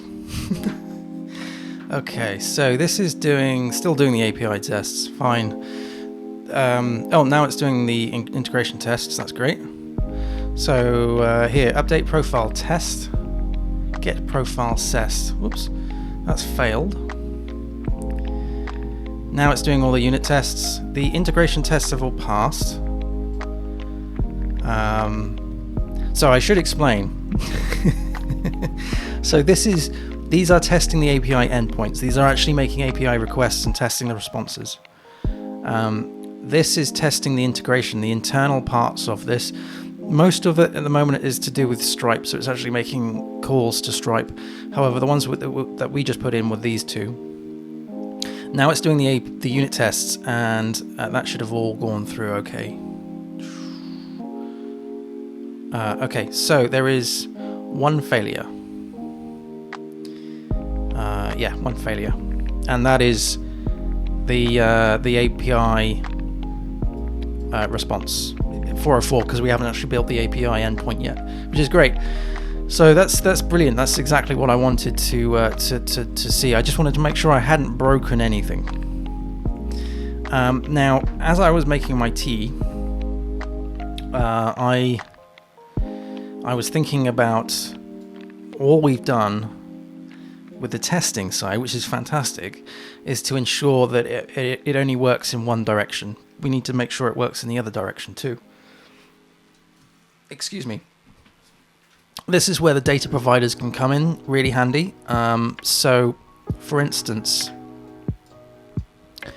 in course enrollment, I think we have data providers. Yeah. So has enrolled and correct plan provider. Yeah, cool. And I think, is there... No, nothing in there.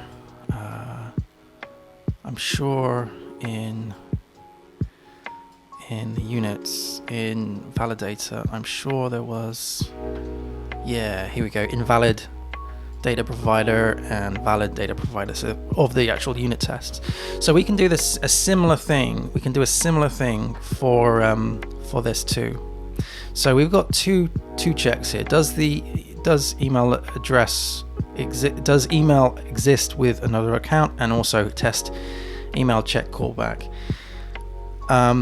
In fact, this does more than just that, doesn't it? This actually does this does test validate, to be honest, because this is testing the whole thing. Test validate.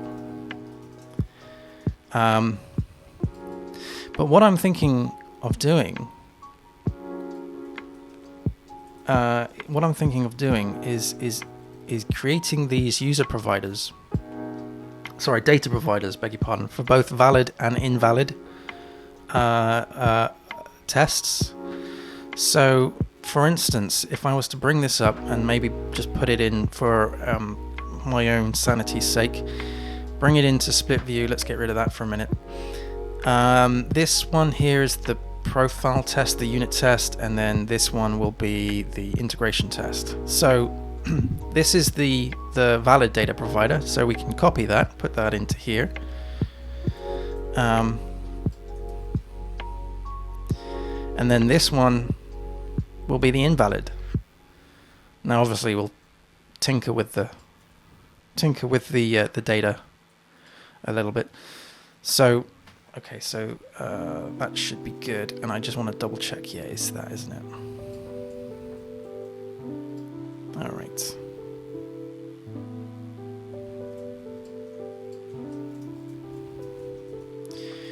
Okay, so we want to check. We want to check invalid data.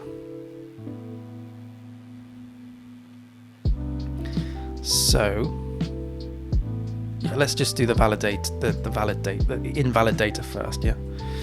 So we have the first name, we have the last name, and we have the email address. Let's just change this up a bit. So this is both. This is email. So this would be existing email, or let's do original email. That will probably make more sense. Original, and then this one would be new email. So the email in which they want to change to.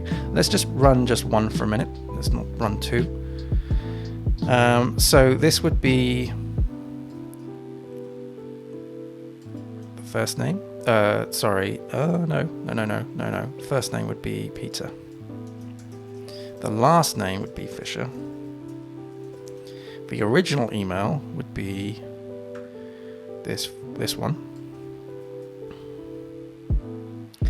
And the new email address would be this one, which would be this one here. We can also put in another one here, which is expected error count, because it's checking error counts here. So we can do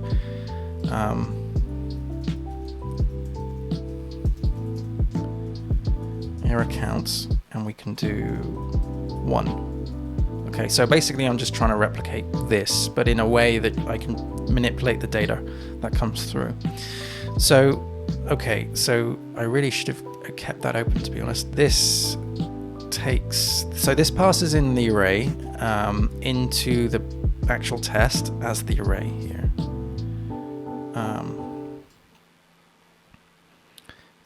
Fields. Okay, so maybe I can just grab that out. Okay, maybe I can grab that out. So this would be an array of data. Okay. So this would be the this would now be the original. Would that be right? Yeah, the original email. There we go. That's the original email of the user.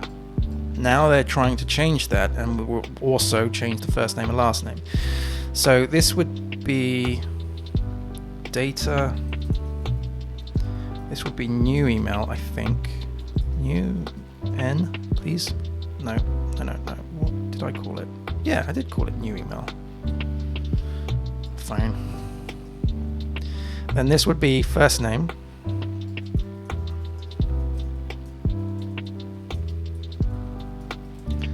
First name. This would be last name, right?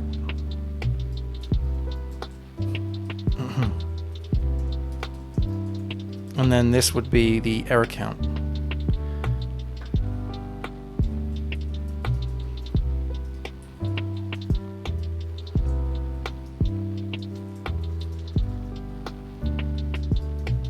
Yeah. So now, well, let's run this first before I get too ahead of myself, but it means now I can create a new group in here, and then it basically does 2 tests on this one test. So let's say, for instance, we're going to run this group again. So let's get into the container, and let's run the group of validator validate. Really, I should refactor this. This needs to be like validator profile or profile validator. There we go, it's passed. So if we did profile validator. Actually, no, validator profile makes more sense, I think. Validator profile.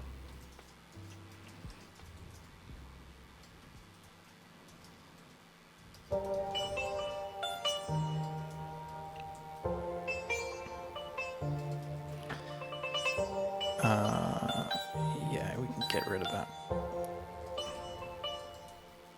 Okay. Cool. Okay, so now I should be able to grab this, right? And, well, yeah, that. Grab that. Paste it in underneath, and then it should run another test. Where we've got #0, that's the first one. So let's say, for example, I want to change this up and say that this was, I don't know, some other user. So I don't know, let's just go user B. But the original email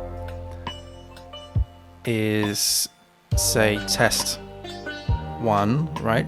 And this needs to be monthly, I think. Let's go. Let's just verify that. Data fixtures. DDD user fixture. There we go. So let's find another one that already exists in the database. So that's this fella.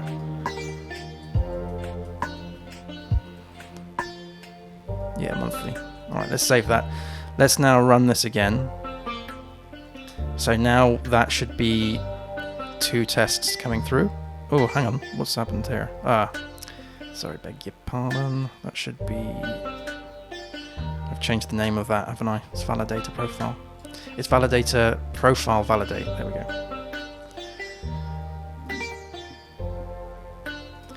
There we go. So it should now hopefully run the 2 tests based on... It's only running test validate, but it's throwing 2 sets of data to this. Now, if I this could also cope for both valid and invalid, right? So if we just put in, if we change that to be, instead of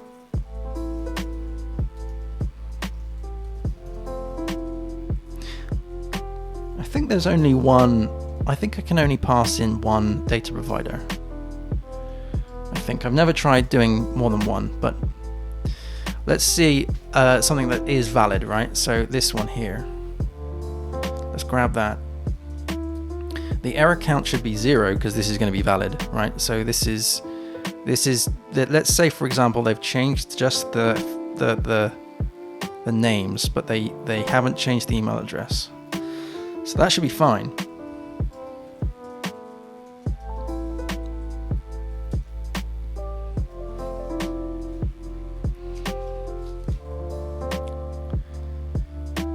Yeah, that's good. That's good. Okay, so now we're testing for both valid and invalid data.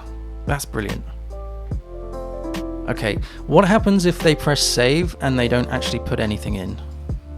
Like, what happens if the email is incorrect? Like, what happens if they did... Or, no, let's say, for example, they put in the original email is that, but they've gone and changed it, and they've gone and removed the @ symbol. That should be an error count of 1.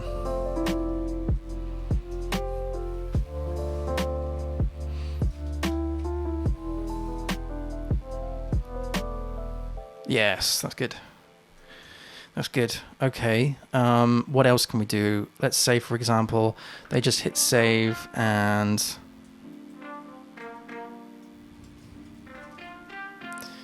we have the original email, and they've gone and removed the first name, and they've removed the last name, and they haven't put in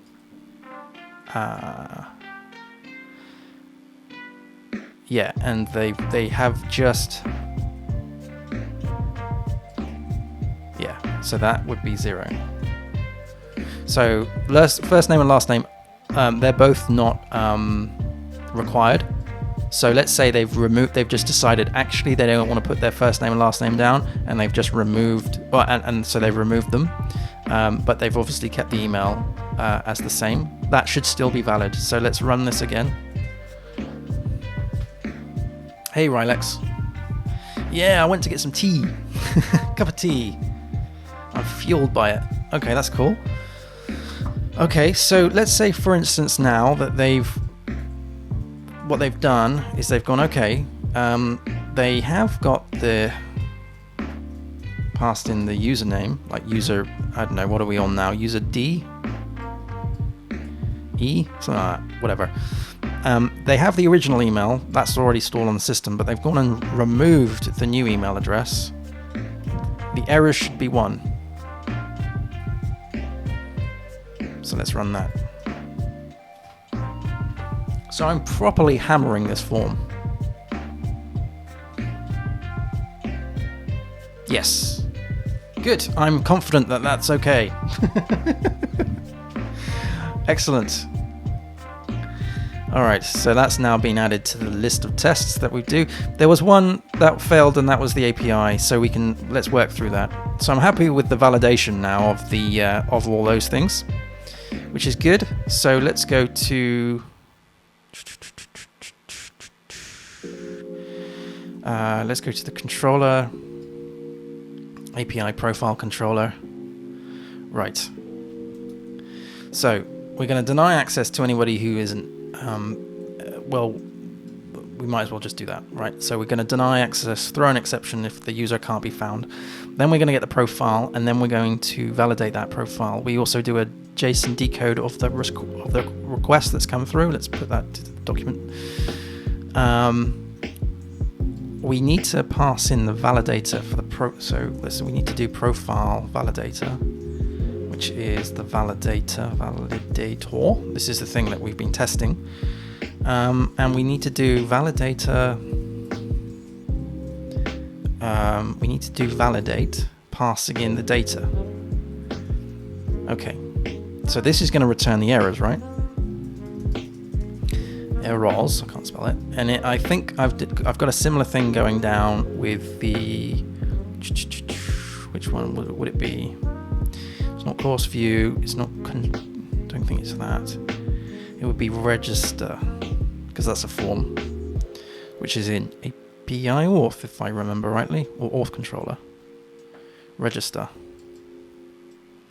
So yes, so we pass in the register validator. Here we go. So validator, and then we do is valid, and then yeah, okay, gotcha. Okay, so there's that. Okay, validator, validate, passing in the data is valid. If it isn't valid, then we format the violations and we return a 400. Okay, cool, groovy.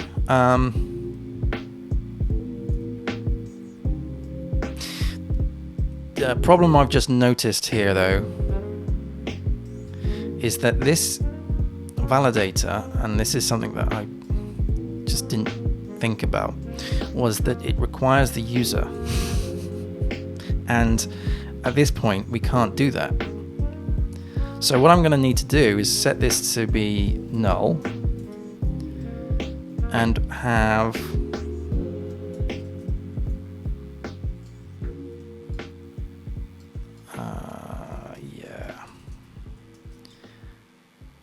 let's do if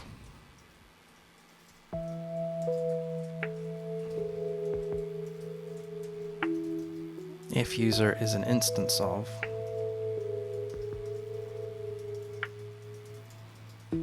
user. And the reason being is that because I'm injecting this in, I'm going to need to use a setter rather than a just normal standard dependency injection. Public function, this needs to be set user. This needs to pass in the user itself. Whoopsie.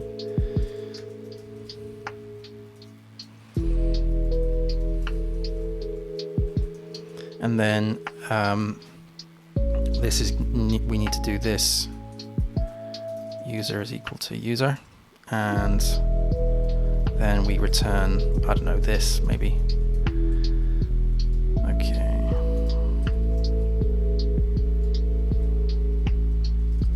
Let's just get that down to there. There we go. Okay, right. So what we're not doing anymore is this isn't required anymore.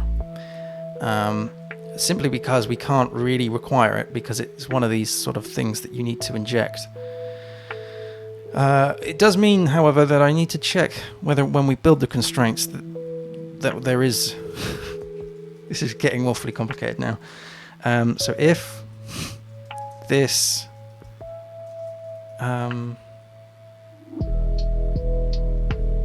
no, because then we're going to do... we need to do it in the callback.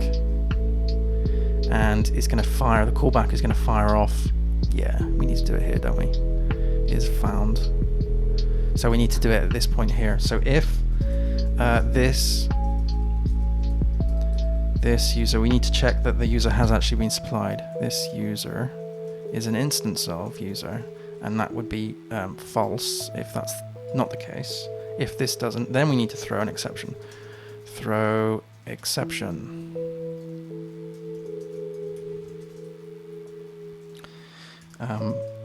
Please supply, or just, I'm too polite. Supply the user! User not supplied, there we go. User not supplied. to profile.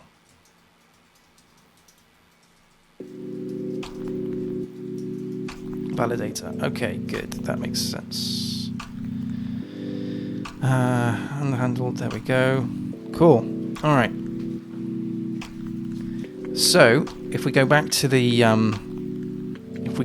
API, then what we do here. So we pass in the profile validator. Obviously, we don't have the user when we inject it into here, but what we can do is we can do validator set user now, passing in the user. There we go. Okay, there we go. There we go. Good.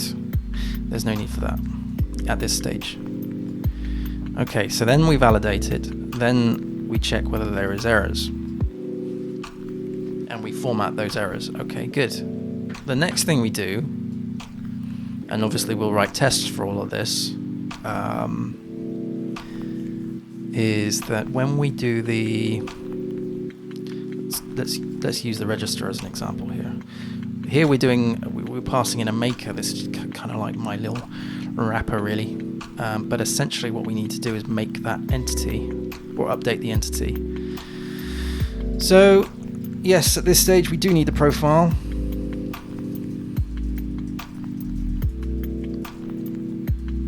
And then we do profile set set. Whoa. Where's all that gone? Set contact. Oh dear. Yeah, it's not the profile, is it? It's the contact. Damn. It's this, get contact. And I guess I'm gonna need to check whether that exists. Contact, because sometimes it won't. If contact, this needs to go in a service. This is turning this controller into quite a fat controller, and that's not good. If contact is an instance of contact, if it's not an instance of contact, then well, okay, let's. Yeah, I can tidy that. I'll tidy that up in a minute. Contact is equal to a new contact. Dear. Right, now contact. Whoops. Set first name. Here we go. Is data first name, because we have decoded this now from JSON. So this is first name, and then this would be set last name.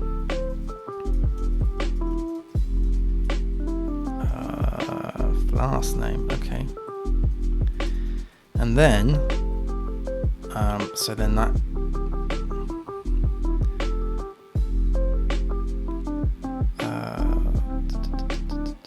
yeah. Then this would be user, get profile, set contact is contact. Okay.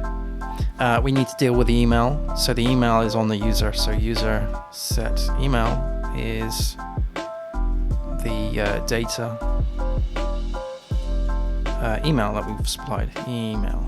There we go. And I can already think of another integration test that's required here. And then we would just supply the user back.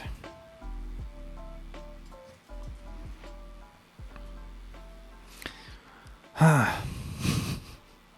2 seconds, I need to just pop to the loo. Bear with me just a second.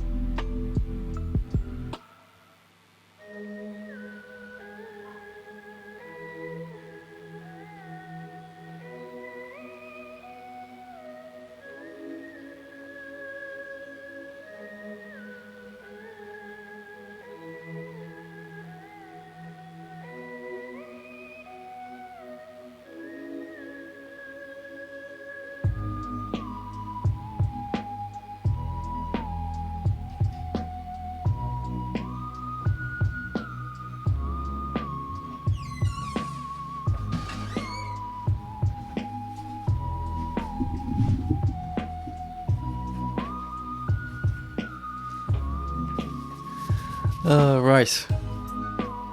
Get some of my tea down my neck, I think. Okay, so like I said, this is doing an awful lot of stuff, and it's going to need to do more, like as in persist the data, as well as return the profile.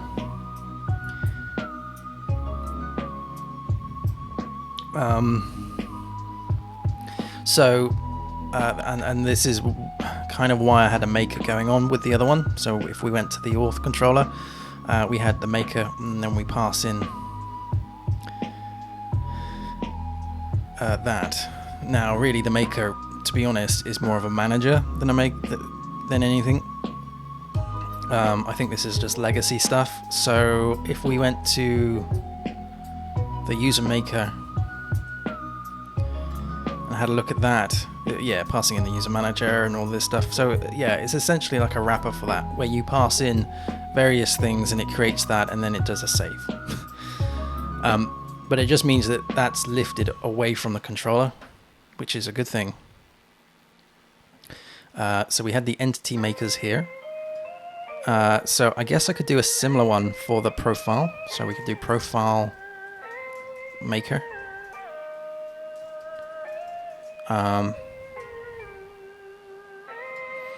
And we can just use a similar thing for all of this stuff. Like so, I'm just going to copy all that.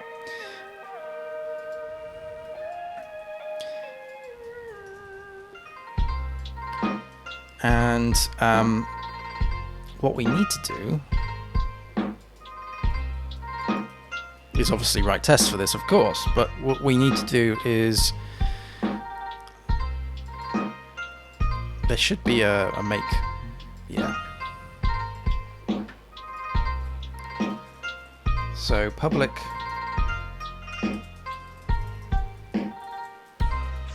now I'm not overly happy with this, I must say, but so that would be string, that would be first name, that would be a string.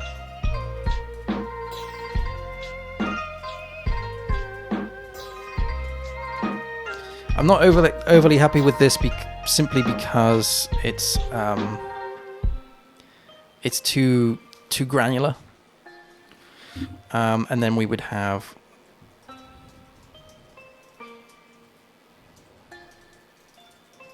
a save routine here.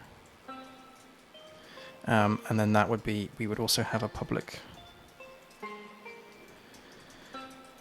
function construct.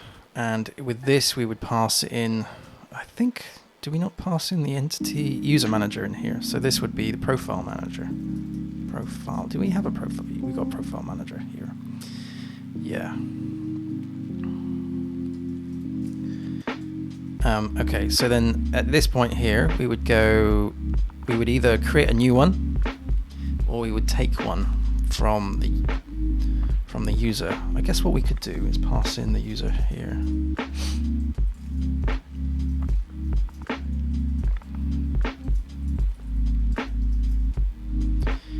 Whoopsie. Yeah, let's just get rid of that, make some room. So this would be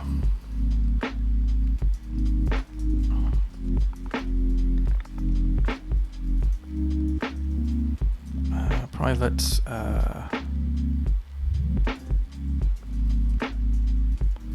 I keep forgetting that I'm not running PHP 7.4. I've been working on 7.4 for such a long time, like client work. I keep forgetting that this isn't yet 7.4. It's annoying. I do have plans to update it, but just not before it goes live. This user is equal to user. I mean, I'm not. No, I'm not doing it. Right. So we can get the profile by doing profile. By essentially, this becomes, if we went to wherever it is, this one. Let's bring this up in split view and work on wherever the file's gone. Where did that go? That's the test. that can go down now. That's the controller. That's the profile. That's, yeah, we don't need that anymore. We don't need that anymore. We don't need that anymore. Don't need that anymore. Let's just tidy up my screen a minute. Don't need that anymore. Don't need that anymore. There we go. That's what I'm after. So we're basically now going to replace a load of this with a load of this and then run some tests against this now. So here, where we get the profile, it's actually getting it off from the contact. So let's do, which might prove tricky. So let's just put in contact is equal to this. This should be this user. All right, so that gets the contact. Then this is checking if we have a contact, and if we don't, then we create a contact. And then down here we do all of this stuff, but instead of passing in an array, we pass in the actual things. So this becomes first name, this becomes last name, and this becomes email address. Well, the trouble is we can't really deal with that at this stage, the email, because that's something completely separate. Then this would be this user. So we're now like literally removing this logic, that logic, and putting it in here. Hey, my emojis have gone off. Hey, hey, Chosen Era, thank you for following. Very good to see you. Thank you. Cheers.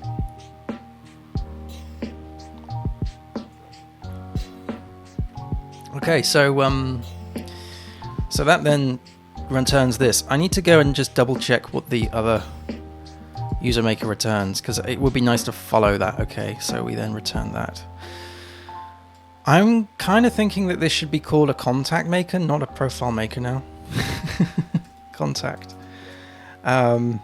Really, because it's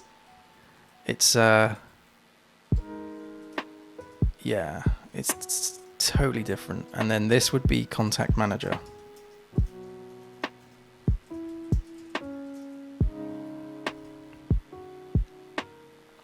We still need to pass in the user because we get the contact from the user profile.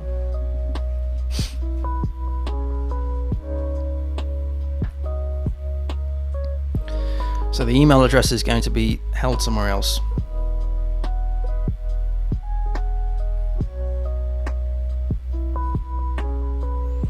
And then here we do the save. So this would be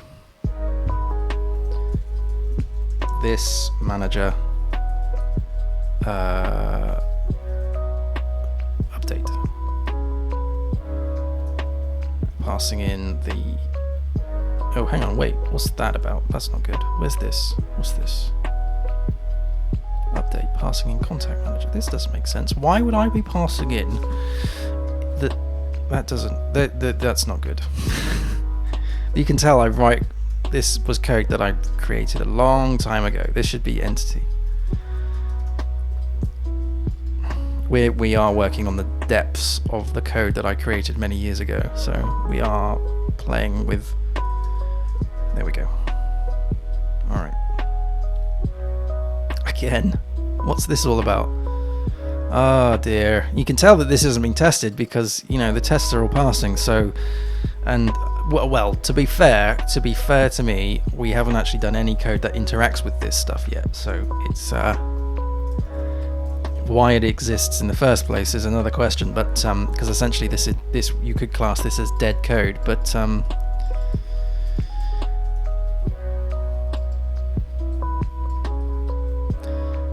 okay, right. So that creates the entity. So essentially, actually, with this profile maker, I could do, if there isn't that, we could then do this. This manager create. Let's make it all.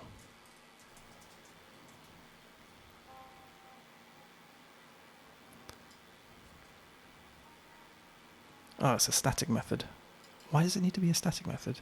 Am I implementing anything? No, there's no interface. It doesn't need to be a static method. There we go. So that should be public function create. Is there any way I can make that better?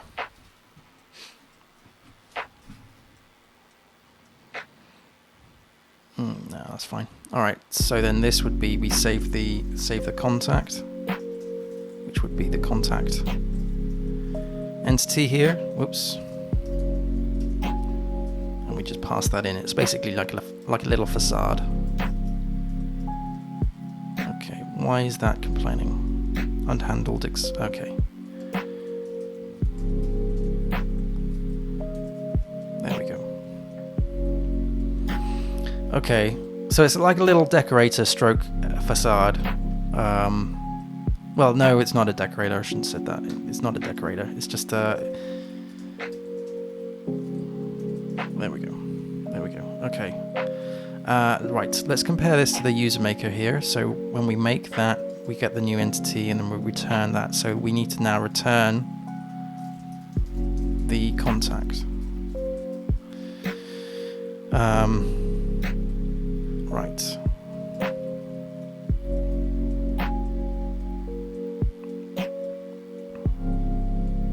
Should we be setting it to the user? Should we be setting it to the profile? Yes, I think so.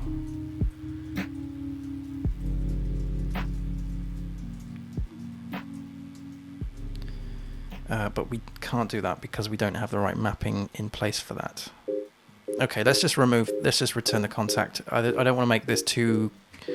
I don't want the responsibility of this to be huge. So let's just do that and then return the contact back. Cool. All right.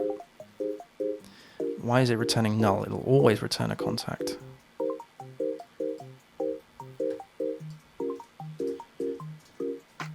Yeah, there we go. That's better. So if it doesn't exist, then we create one. And then we set the first name and the last name, and then we return it. So that's essentially all it's doing. Never mind. And then. Let's go back to the auth thing here. Controllers.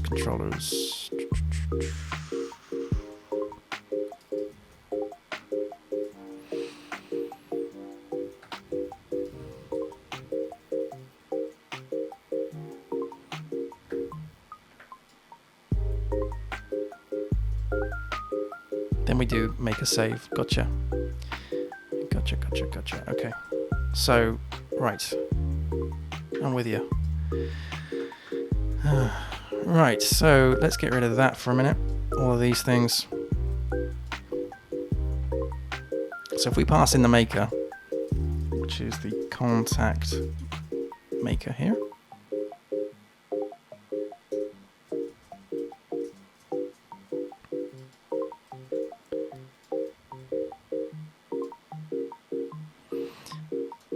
This means that we got contact maker passing in the...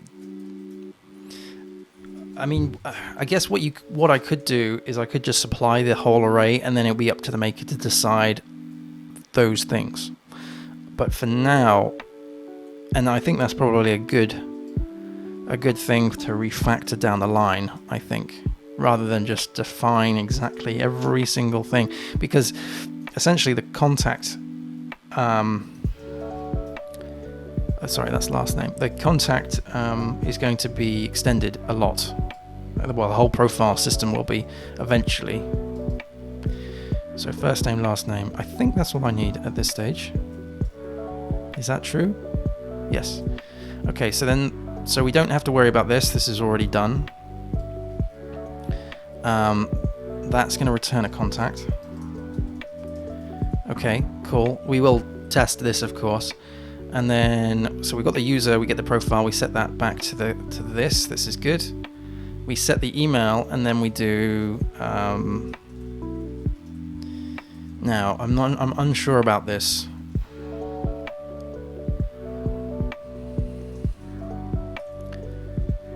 Essentially, we need to do make a save, right? At this point.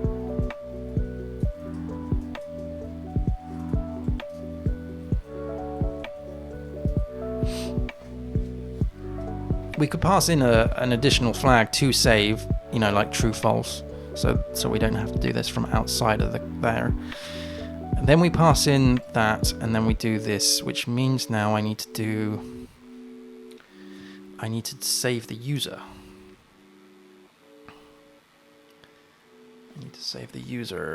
So really I need to pass in I need to get the user interface, user manager interface.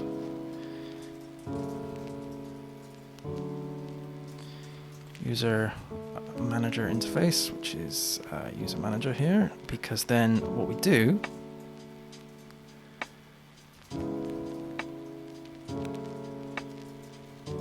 is we run update user, passing in the user, and this should take care of the email. Yeah. Now it's still looking like it needs a lot of TLC, this method.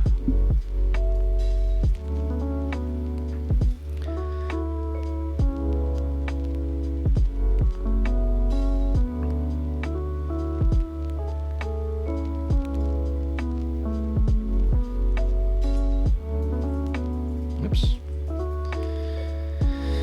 Okay, so let's start it down from line 39. So user, we get the user or we throw the exception. Okay, we get the data, and that will decode the data from the request. Okay, so then what we do is we get the validator and we set the user against that, and then we validate it. We then say if it's not valid, so if it's false, we return a JSON response with 400 status code, format the violations that have come through. So this is like hacking on the Symfony constraints. Then once that's done, we can then say, okay, well, we'll make the contact and we'll save the contact. We then set the contact to the profile, and then we set the email address, and then we update the user. Updating the user should update the profile, and so forth. I hope.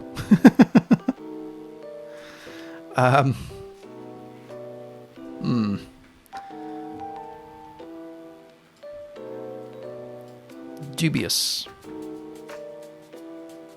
Still, that's a lot of code.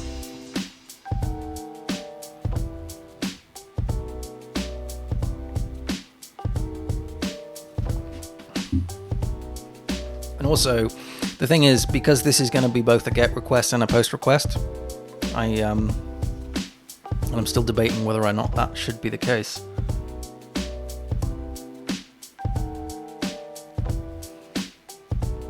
It would be easier if it would be just a POST and then the GET request. So let's say, for example, this would be profile edit, right?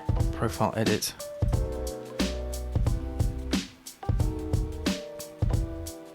Well, let's just do edit. There we go.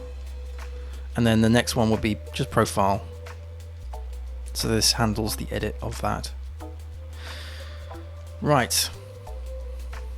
So this is now profile edit. So let's go over to the test. Not that. Sorry. The API test. Beg your pardon. This should be, we refactor the rename that to be profile, to be edit profile. Edit profile. Let's get rid of this one because this is going to be there'll be a different file for the getting of the profile. So this is edit profile, not update profile. Let's keep it nice and consistent. Profile edit. Passing in the first name, the last name, and then this should be profile / edit. Now all we're doing at the moment is just making sure that the status is 200 OK. Obviously we need to do a lot more than that. But let's just get this running at least.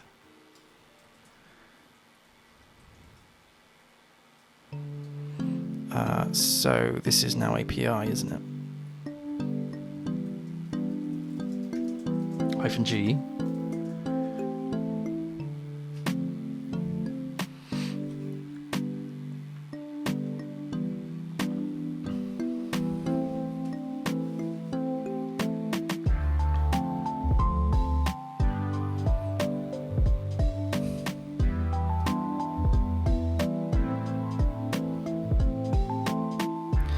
Okay, what's the error there?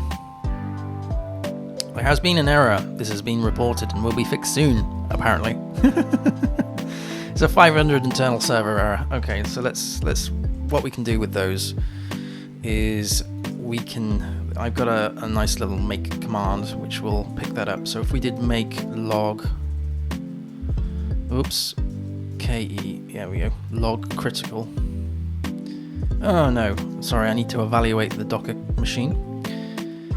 Log critical on that. Let's run this again. Let's move that down for a minute.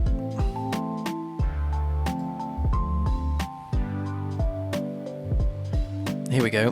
Uncaught exception.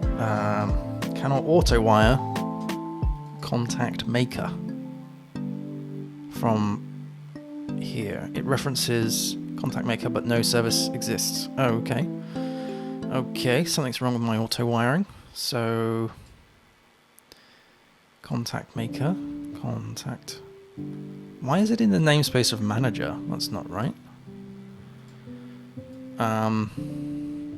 No, that's not right. So not in there. Entity maker, user maker, profile maker. Well, first of all, the class name's wrong. and second of all, that shouldn't be app manager. That should be app entity maker, right? And that should not be a manager. Oh dear, what am I doing? Hang on a minute. Whoa. What was going on? What have I done? That is a manager. This is a manager, but this manager seems to be in here. Oh wait, no. I've gone and messed this up. Good. Okay, contact manager.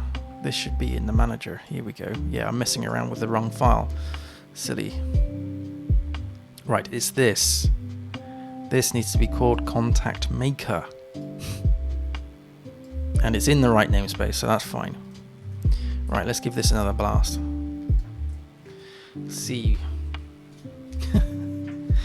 It's always good when you get your namespaces in the right order. In the right thing. Correct.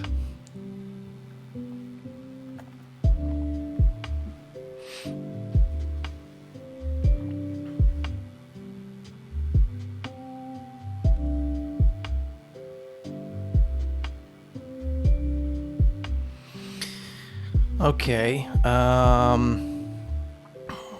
cannot resolve again, contact maker. Cannot auto wire, argument of user this time. References user, but no such service exists.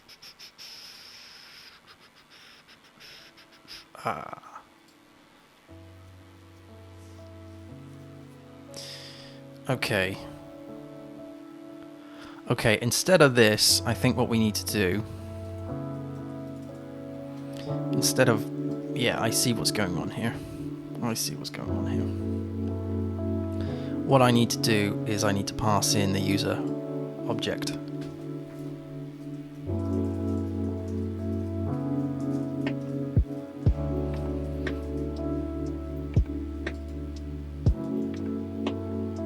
There really wasn't any need for me to inject that into the constructor. It's just a parameter. It doesn't matter.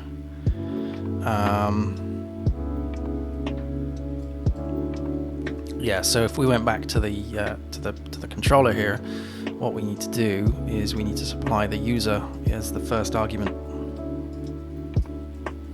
There we go.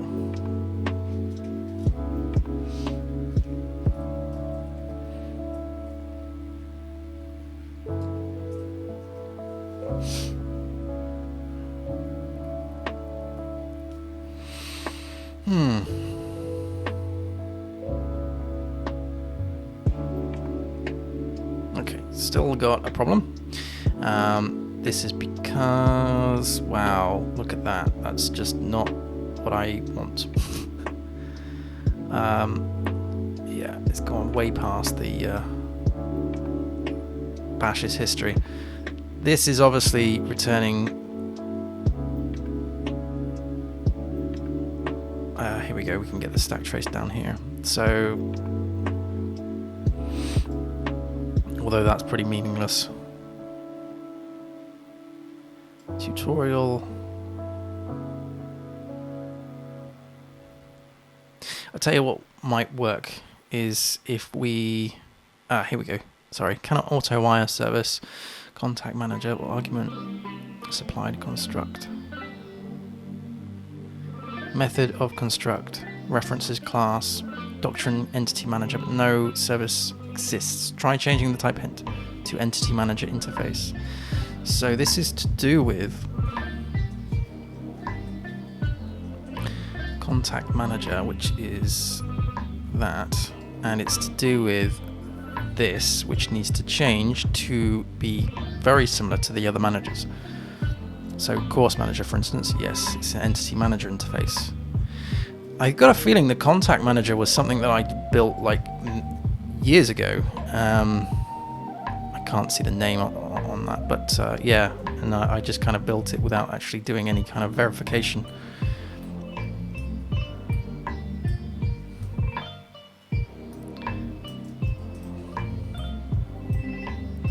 All right, let's run it again.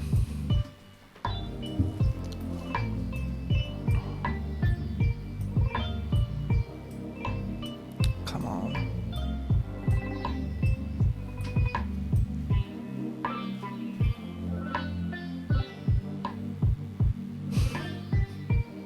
I hate waiting for these things. I'm so impatient.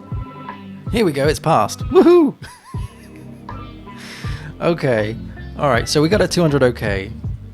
Which means that things worked, but we really need to get a little bit more insight as to onto the tests. I mean, we need to test the contact maker definitely. We need to. That's the other those tests. That's fine. We need to run a test for. Let's just tidy this all up for a minute. Let's close all those down.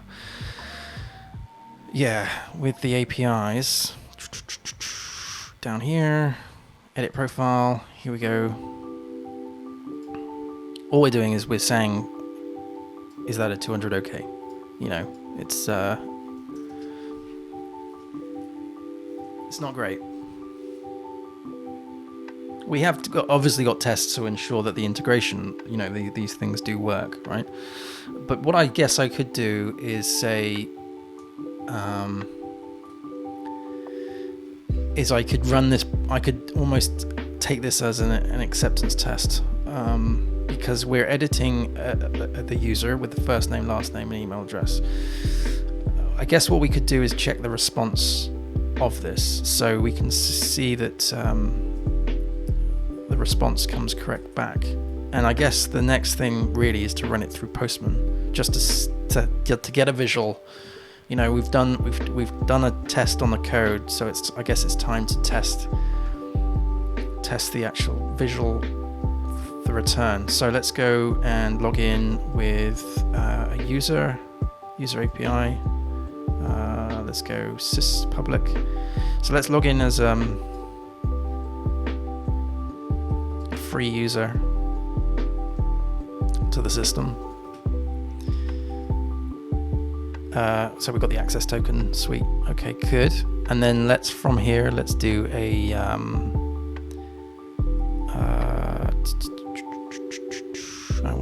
is it? I can't remember. Is it under auth? No, it's get user by get user. There we go. API user. So this would return the free user that we've just logged in as. Yep. So we have the email address. So we could change the email address and then check the email address on the return of this. Or what we could do, which might work a little bit cleaner, is we could actually return the changed thing from this request. I guess what I need to do first up, what I need to do is let's just create a new section in here called profile. Let's do add folder.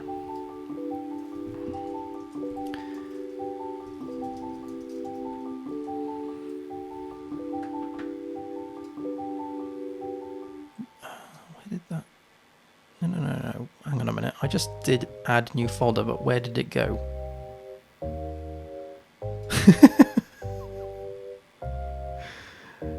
What? I'm sure I just did. All right, new collection, then profile. Jeez. Profile API. Do we have that there? There we go. Yeah. Okay. So we want to add a request to this where we're getting the user back. So I guess what we could do is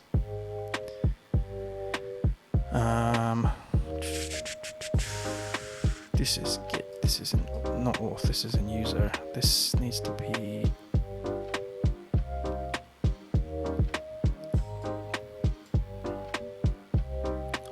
Duplicate that for a minute. Let's put this down into profile. There we go.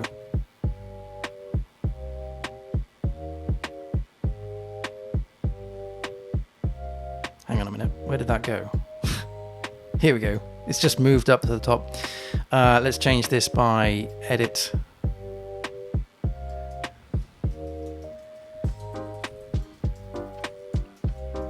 To edit profile. Okay.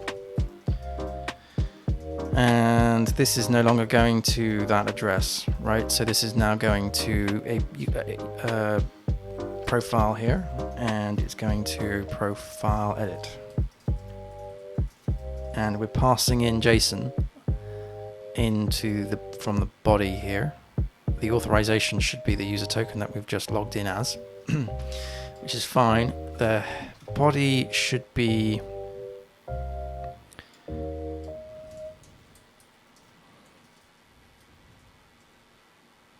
something like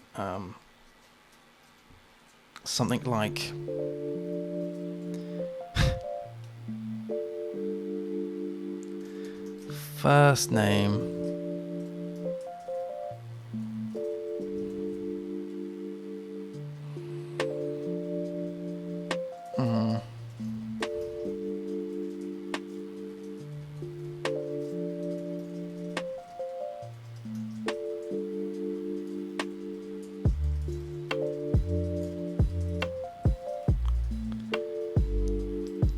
Fisher. There we go. And then I've got a feeling I'm not doing this right. I've got a strong feeling that I'm not doing this right. Let's go to auth, not auth, sorry, user public, and there should be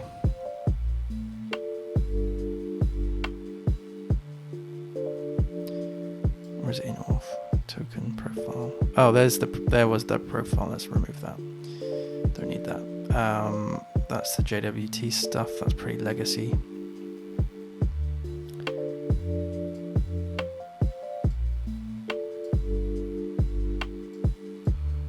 Admin login. Body. That's what we need to do. It's in raw. Okay, so.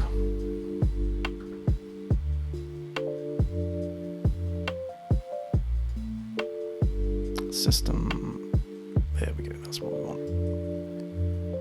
Raw body. Why is that though? Why does that look like that? I mean, this should be a post request for a start. But why does that? We're on body and we're on raw, right? And then this is body and raw. So why is this? Why does this not look? The headers that we're passing through are that. Unless there's like different headers on here. There's 11 on this one, and then there's 10. Right, so maybe on here, yes, we haven't supplied the content type. Gotcha. That would make sense. So let's grab that application JSON. Okay, so now does that mean that that's yes? Actually, hang on. What have I just done? Yes, that is correct. Yes, that is correct. Right. So this. Right now, this should be first name. This should be last name. And this should be email address. Okay. So this should be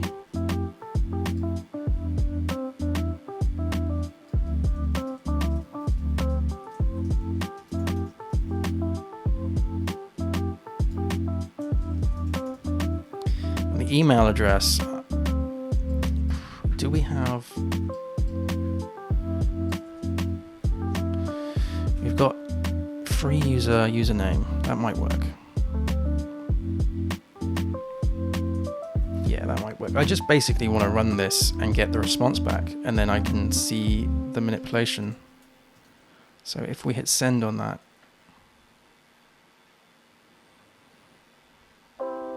invalid JSON message received. Is it because of that? Yes.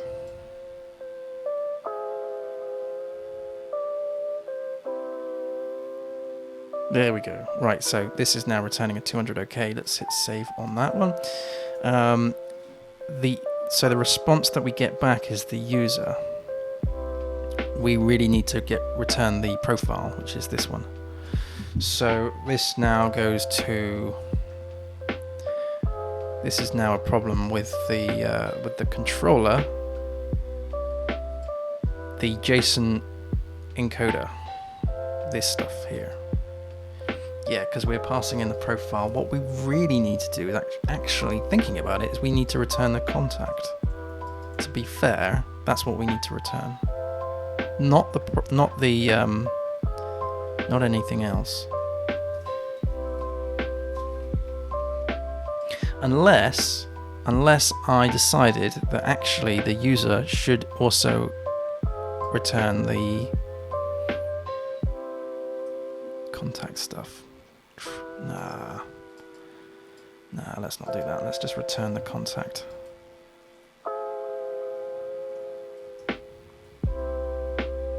Although we need to return the... Yeah, we're going to have to return that, aren't we? Sorry, I'm going forward and back here. Because we need the email back. Oh, dear. Ugh. Okay. So to get around that, what we would do is we would say it's the schema that gets returned back. So it's the schema's user schema. This would return. So we would do contact. We would do profile. Sorry, profile.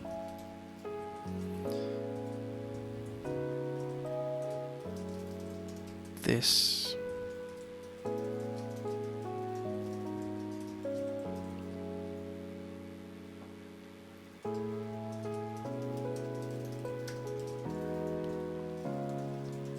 And I guess this makes a bit of sense, doesn't it? It also saves on API calls. So this would be the resource. Yeah, that would make sense.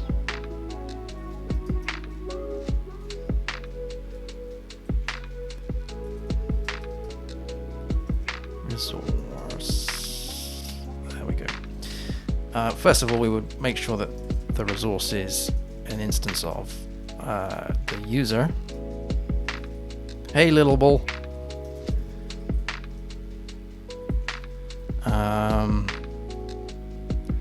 And then,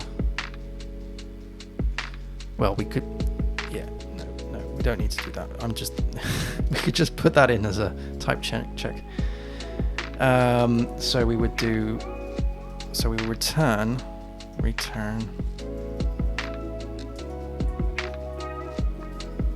contact. And I guess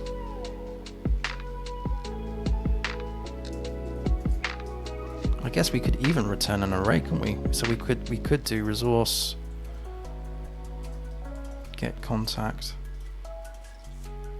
get profile. Sorry, beg your pardon. Get profile. So that would be profile. Profile. That would be get contact. That would be get first name.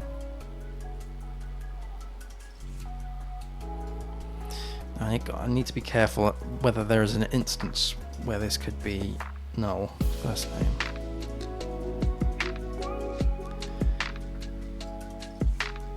I think I'm also breaking the specification for JSON API. I don't think I should be doing this. I mean, yeah, I'm not sure I should be doing this, but let's just continue on. Because I think the attributes need to be, can't be an array.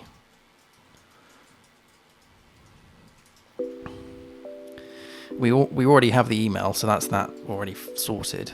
And then we return that. So when we hit Postman, let's just update it again. We should see that we have, I've got a feeling the attributes need to be flat.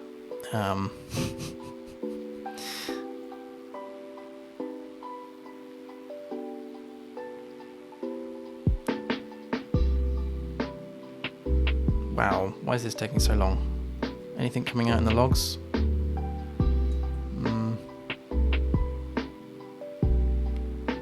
It is in dev mode, so it will take a bit of time, but this is taking a lot of time.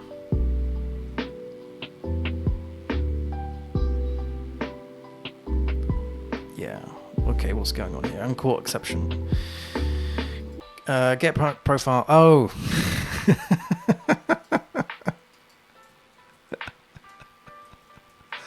Oh dear. Wow.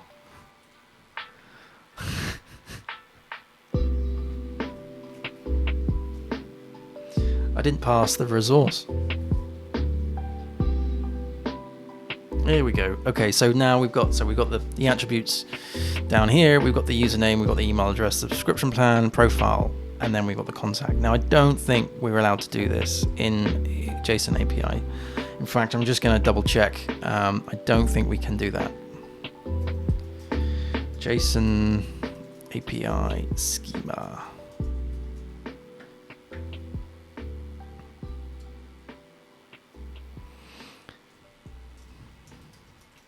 Yeah, attributes. It's more of a relationship, and I don't think we should do that.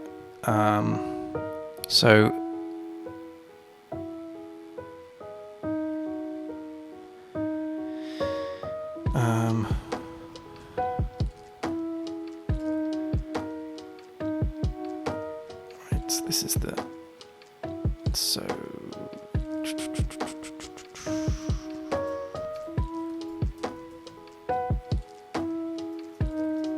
attributes. That's what I wanted. Here we go. Come off that. The value of attributes key must be an object and attributes object. Members of the object attributes represent information about the resource object in which it is defined. Attributes may contain any valid JSON value. Complex data structures involving JSON objects and arrays are allowed, as attribute values. However, any object that constitutes or is contained in an attribute must not contain a relationship or links member, as those members are reserved for specification and future use. Okay. Complex data structures involving JSON objects and arrays are allowed. So, okay, done. So that's allowed. However, any object that constitutes or is contained in an attribute must not contain a relationships or links member, as those members are reserved by this specification for future use. So, I think in English, this means that in terms of members, I think this means the keys can't be relationships or links. Although has one foreign keys, e.g. author_ID, are often stored internally alongside other information to be represented in resource objects. These should not appear as attributes. Okay, that makes sense. Yeah, okay. That makes sense. So I think what I'm doing is actually correct. It's just the fact that I can't have relationships or links as a key. Okay, I think this is good. Now this needs to be get last name, of course. Last name. Okay, so in terms of then the test for this is what we could do is say, well, when we do, I'm using Relax. I'm using Codeception that has a similar thing. So I'll show you in if I can find it. If I can find it, it's in my tests, of course, in API, in edit profile test. So we have the tester, the API tester here. So to do that, I would do asset is it JSON has relation asset? No, this is IC JSON matches, JSON contains, JSON is response, matches JSON type. There we go. And then this is the array, and what I want to do is look for attributes, and I want to have, it's an array of attributes. I want to check this. This is what I want to check. So so I've already screwed up already. This should be data, this should be attributes.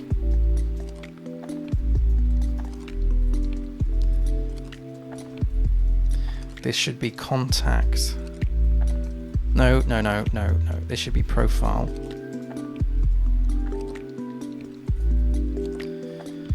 Then this should be, so we're walking down the thing. Attributes.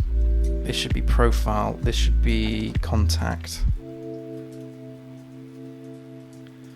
And then this should be first name. Now we can.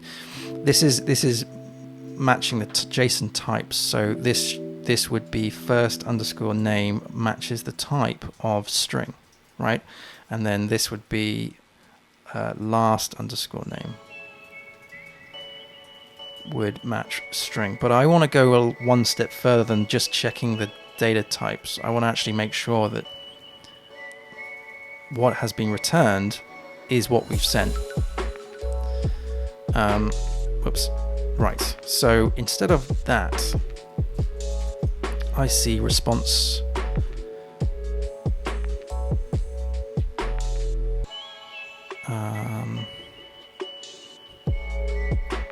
I see in database. I could do that. I could check in the database. I could actually do. That's interesting. Yeah.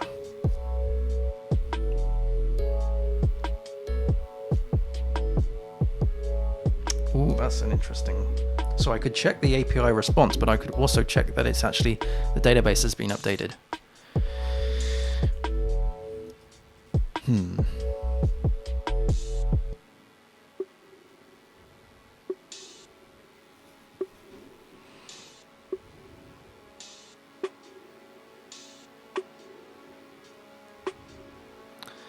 Okay.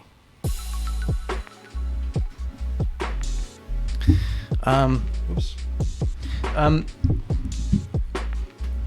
Oops.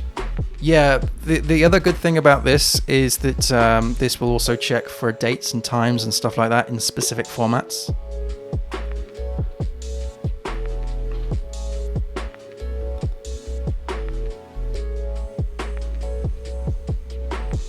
And also, just because the API is returning the response doesn't mean that it's actually saved in the database. It just means that it's being returned.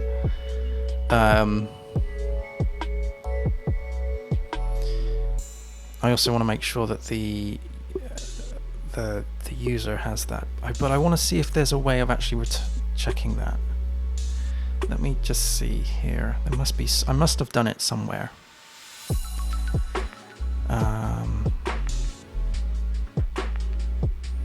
So again, that's checking in.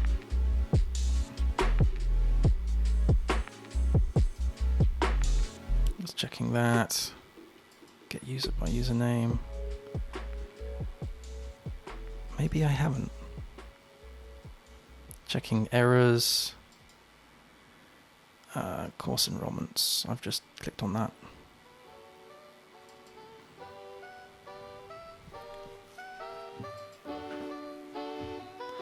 Here we go. I see response contains JSON, and then it's that. Gotcha. So I see response contains JSON where we've got first name is equal to the data first name. There we go.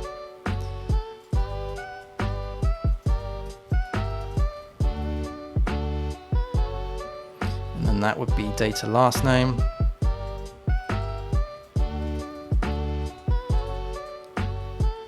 And also we want to just check the email as well.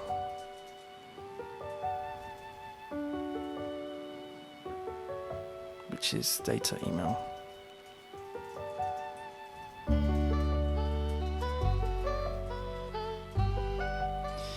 All right.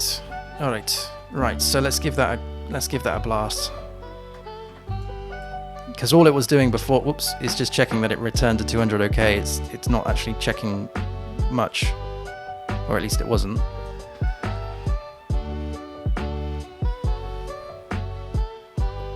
Yay, that's passed. Okay, we'll also... Yeah, I think that kind of covers it. Yeah, that kind of covers it. So we've got the edit now.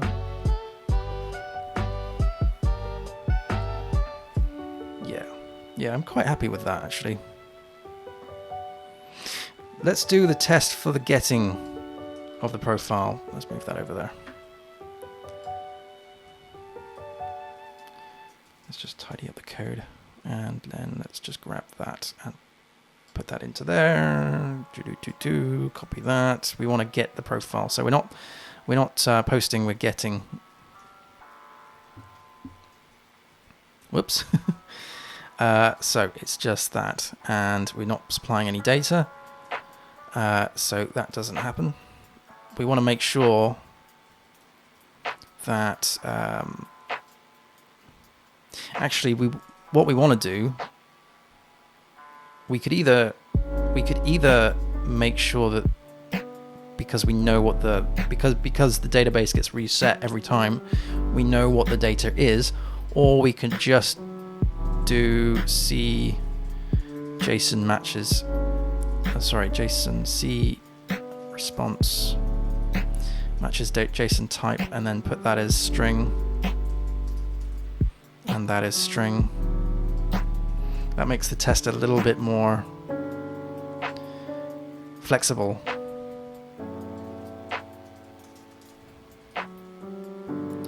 So this is profile test. Profile get. My code coverage is pretty poor. I've got like 230 tests now, 235 tests. We have built quite a few today. Could even be closer to 240. Code coverage is the problem with code coverage. Well, there's many problems with code coverage, but the problem I've got with code coverage at the moment is that well, A, I'm not chasing code coverage, but B, because I'm only running code coverage on unit tests, not integration tests and API tests. There's some complexities about doing that because I'm in a Docker container. I know it's possible to do that, and I definitely do want to run coverage on all of the tests, coverage reports. But I just got into a bit of trouble to try and work that out with the Docker container, because essentially I need to open up ports and do other crazy things with recording that through Xdebug. But we've got like probably lost it on my thing, but we've got something in the region of 235 tests, something like that. We started this stream with 229, but we must have done about 6 already, 6 or 7. It's in a makefile. Everything's in a makefile.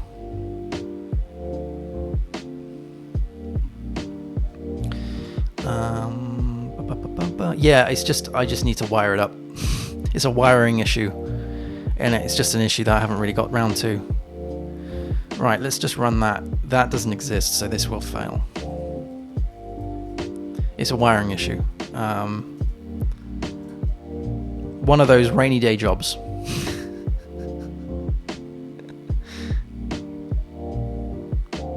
And also, the thing with code coverage, when you're running APIs and acceptance tests, sort of like tests or functional tests that touch upon a lot of things, they'll test those things, but only in the context of the test itself. So, even if your code coverage says that it's hit that line, it may have hit that line in a different context to how it gets hit in other tests. So. Yeah, and also code coverage is tricky because it's like there's always this 80-20 rule. So like it's very easy to get to 80% code coverage, and then, or say, to be fair, let's say 60%. Right? It's not that difficult to get to 60% code coverage. The thing is, it's the last 40% which is the real tricky stuff. Real tricky stuff. So usually you go for, if you're chasing the code coverage, you usually go like just by default to all the low-hanging fruit, and then you get to the last 40% and it's like, oh no, this is really awkward to test. So it's one of those sort of mind trips. You think that you've covered a lot of code, but you've only covered the stuff that is pretty, like you said earlier, checking one-to-one type stuff. Whereas the last 40% is actually the core of the code, the risky stuff. So the measurement is just totally whack. 404, that's good. So with this, in fact, I'm going to run this in a completely different I think what I'll do is I'll just rename that and put that as profile zest. So, because it's going to do both of those, getting and posting. All right, let's go to the controller, go to here, and then click on, let's copy that, because essentially it is this. Actually, what am I doing? Why am I doing that? It's not, actually, that's not, it's just user. Yeah. Like, I don't need to do this. I don't need to do this at all. Because this is my get user call, essentially. Yeah. There we go. I don't need to do that. Because this returns the same thing as my, the get user call. Sweet. Okay. Fine. I'm happy doing less work. That's no problem. Right. Good. So this is going to eventually, be this form. So you put in your first name, last name, and email address. Essentially, that is what this is all going to deal with.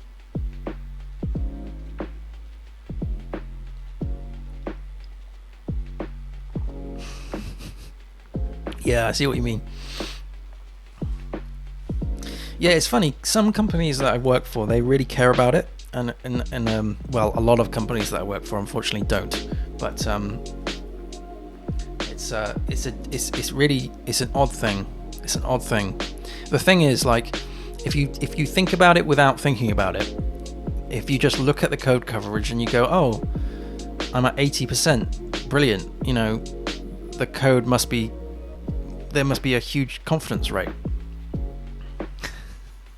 But little do they know that the last 20% is like the payment processor or something that really is the business critical thing. So if you flip it on your head, and if you tested the 20% first and you only had 20% code coverage, but you were focusing on the really complicated stuff, and someone like a PM came over to you and said, oh, you've only got 20% code coverage. It's like getting that understanding of, well, the code that I've tested is actually the thing that matters the most.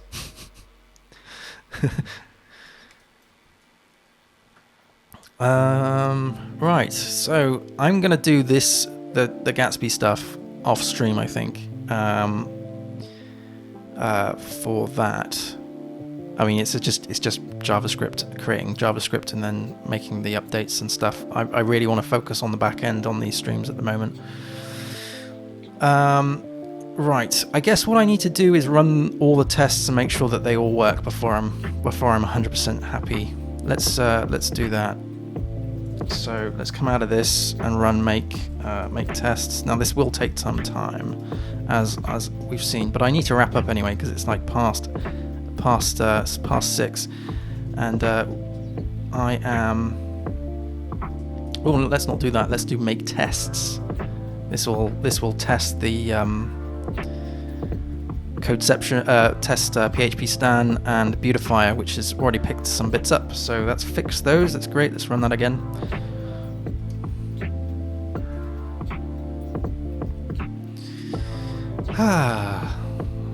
Cool. I think today was a real struggle, but I think we're getting there.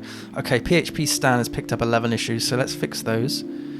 Cannot call set contact on profile null, so that's something to do with data types. So the schema here is no return type hint on this. Let's deal with the schema because that's what I was just playing with.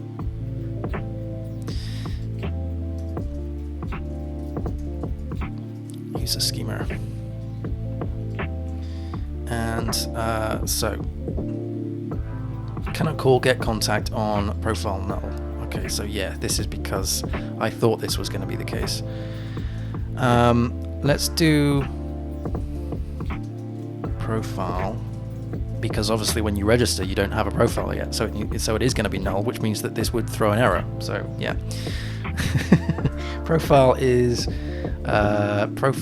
equal to resource get profile, and then we can do if profile is an instance of profile, then do the thing, else don't do the thing.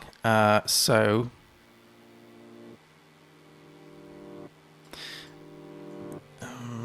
let's just see, is contact nullable? Because that would be a completely different get contact. Yeah, it is. Yeah. Okay, if it's instance, then what we do is we get the contact. Okay, I see. Contact is null. Contact is equal to profile get contact, and then down here what we need to do is do some ternaries. So we do contact. So, whoops, that stuff. There we go, and then we can do that, whoops, else that, and we can just make sure that contact is an instance of contact, instance of contact, there we go, contact. And then obviously the same down here.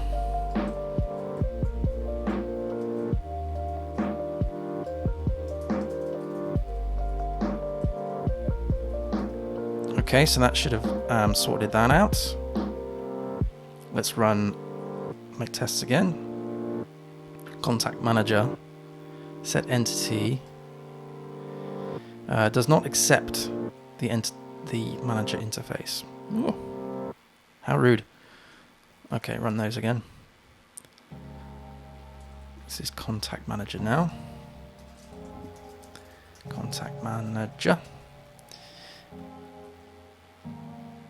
Manager interface. Manager. Oh, right. Yeah, I see up there. Gotcha. Okay. Okay. So, user schema. Get profile has no type hint specified. Does it not? Okay. Is it? Hang on. User schema. There we go. And it was line 39. 39. Here we go. Get profile. Oh yes, that needs to return array.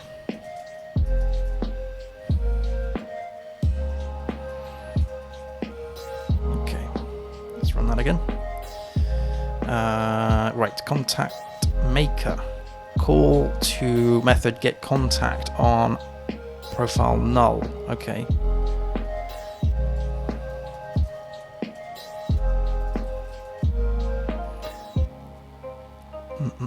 Aha, here we go. Yes. Again, very similar to the one before. So if user, profile is equal to user get profile.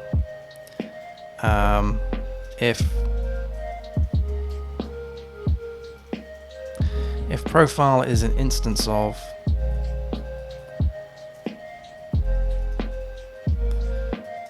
profile.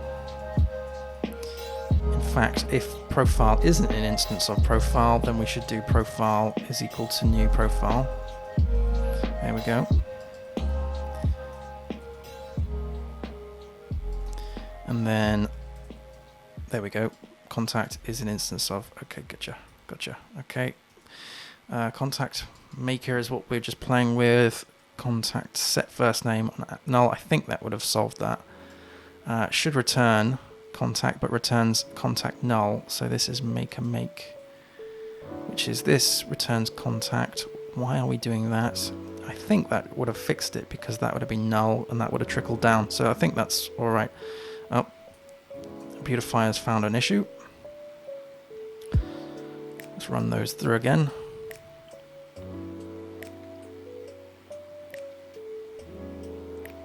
Okay, 4 issues now. Contact maker. Set first name on contact null. 42. Which is this one.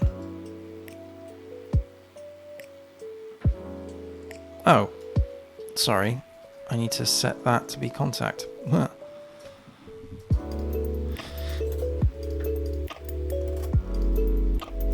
Has no return type. This should return self, I think.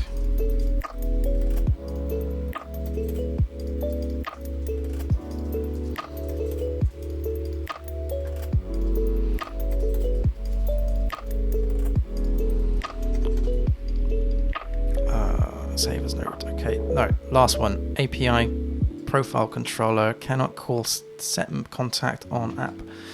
API profile controller. Line 58. API.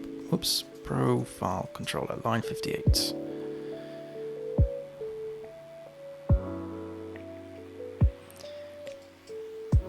What? That doesn't make any sense. Oh, line 50. Here we go. Get profile set contact. Cannot call set contact on profile null. Okay. Ugh. If let's do profile is equal to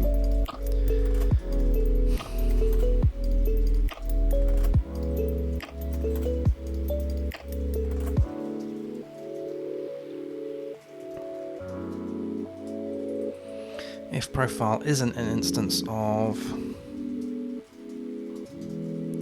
profile, then profile is equal to a new profile. Why? Oh, right. That's because of the profile thing, isn't it? So let's do as profile validator. There we go. Alias that. Move that over to there, put that into there as well, and then this becomes app profile, like that. There we go, that's better. Profile equals this, and then this would be user, well, to be fair, this would be user set profile is profile, and now we can get the profile. Right. Ah. PHP Stan, level 8.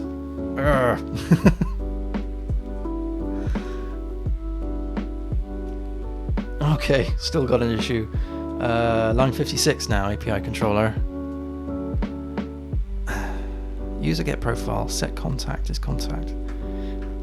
profile is equals. If that is not the same, then we do this and we set the profile. So why do we cannot call set contact on app?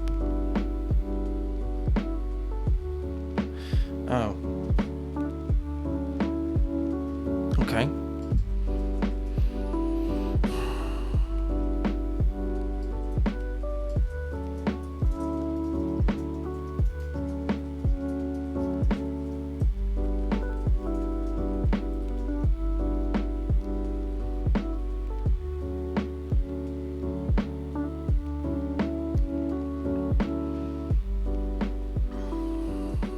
There we go. So now it's doing the validation of the schema, which should be fine because I haven't changed any of the entities.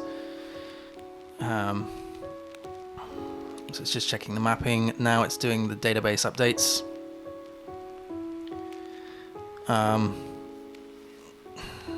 Which there isn't any, but it drops the database anyway and recreates it just for fun. And then it's running the fixtures. Well, it does that just in case I've modified it. Now it's clearing the cache, and then it's going to run through the tests, which will take, unfortunately, a fair bit of time, but it's always good to do, especially at the end of these things, these big changes.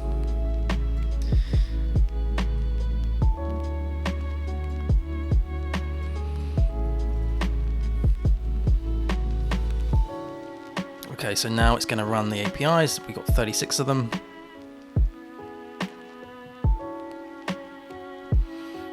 Ugh.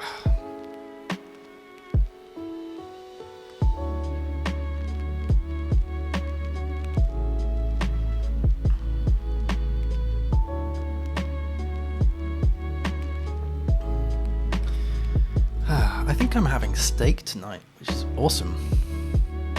Steak and a beer.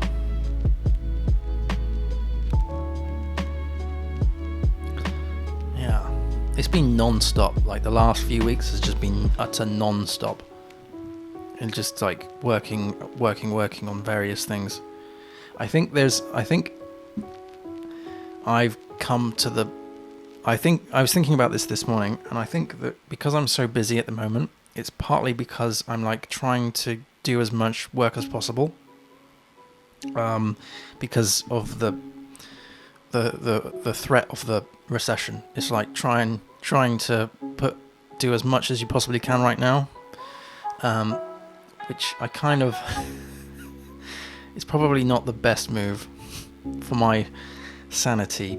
And unfortunately, that's meant that this project has fallen behind, because this is the thing that I do here on the stream and also evenings and weekends. And unfortunately, last week I spent so much time in the evenings writing code for someone else rather than for this, and it's foolish, because really this thing will hopefully generate some funds for How to Code Well.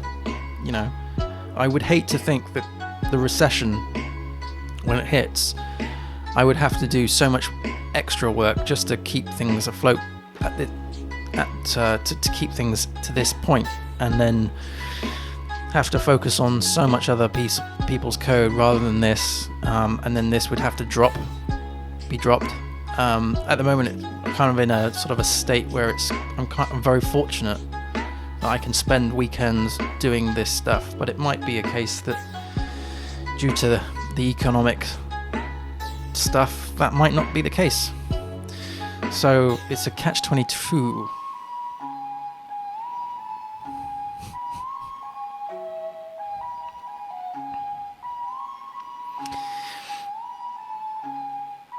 So I was feeling a bit down last week, like because I didn't spend time on this, and also I just didn't have time to do the podcast either. And I felt really rubbish about it, to be honest, the whole thing. But I'm glad that this is now, I can actually do this project today. I haven't done this project at all this week, apart from Tuesday. And it's not like me not to write to not write a piece of code on this project in the evenings. I'm usually like working on this after dinner until the late hours. But I just couldn't do it last week. Just couldn't do it. And I didn't do the stream last Thursday because I was just so busy, and I just got to a point where I just thought, you know, my energy has just been removed.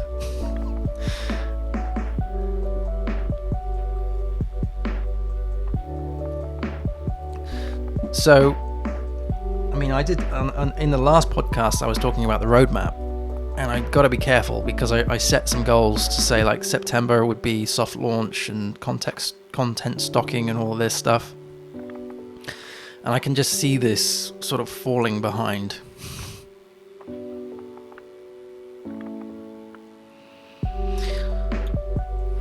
So the reason why these are taking so long is because it is running an API request for each one, and I mean these two here, we were actually talking to Stripe, so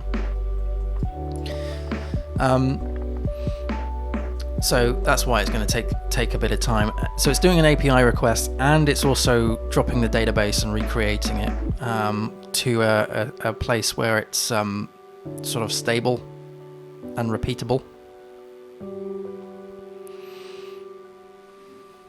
So you might see on the right hand side these critical things coming through, and I'm just checking that the exceptions are correct. So checking that the plans are, you know, acceptable, payment method is required, that kind of thing.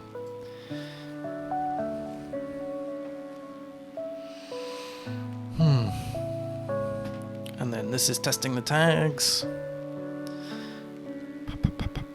I remember when we didn't have any API requests for this project.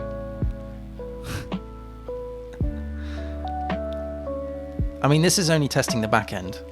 So eventually, I have it earmarked for October to test the front end through Cucumber and Jest and other various bits and pieces.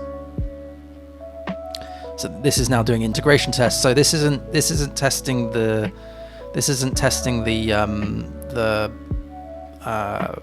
data.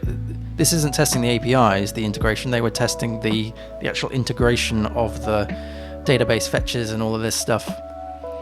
And then of course we span the right way through all the unit tests, because the unit tests are super quick. So yeah, 242 tests, 440 assertions. That's the level of testing at the moment, which in my opinion is still far too low, but it took 5 minutes, nearly 6 minutes to process. Yeah, so it all passed, which is good. I wouldn't mind like ending the streams like this, to be honest, just making sure everything is good. But yeah, I have my dinner in a few minutes, so I'm gonna shoot off. I'm gonna enjoy a steak and some beer. Oh, good. And then next week is another busy one. So I will hopefully be around on Tuesday morning. But if I don't, then I'll let everybody know on Discord, as well as, of course, on Twitter. So before I go, I'll just put in the link to Discord.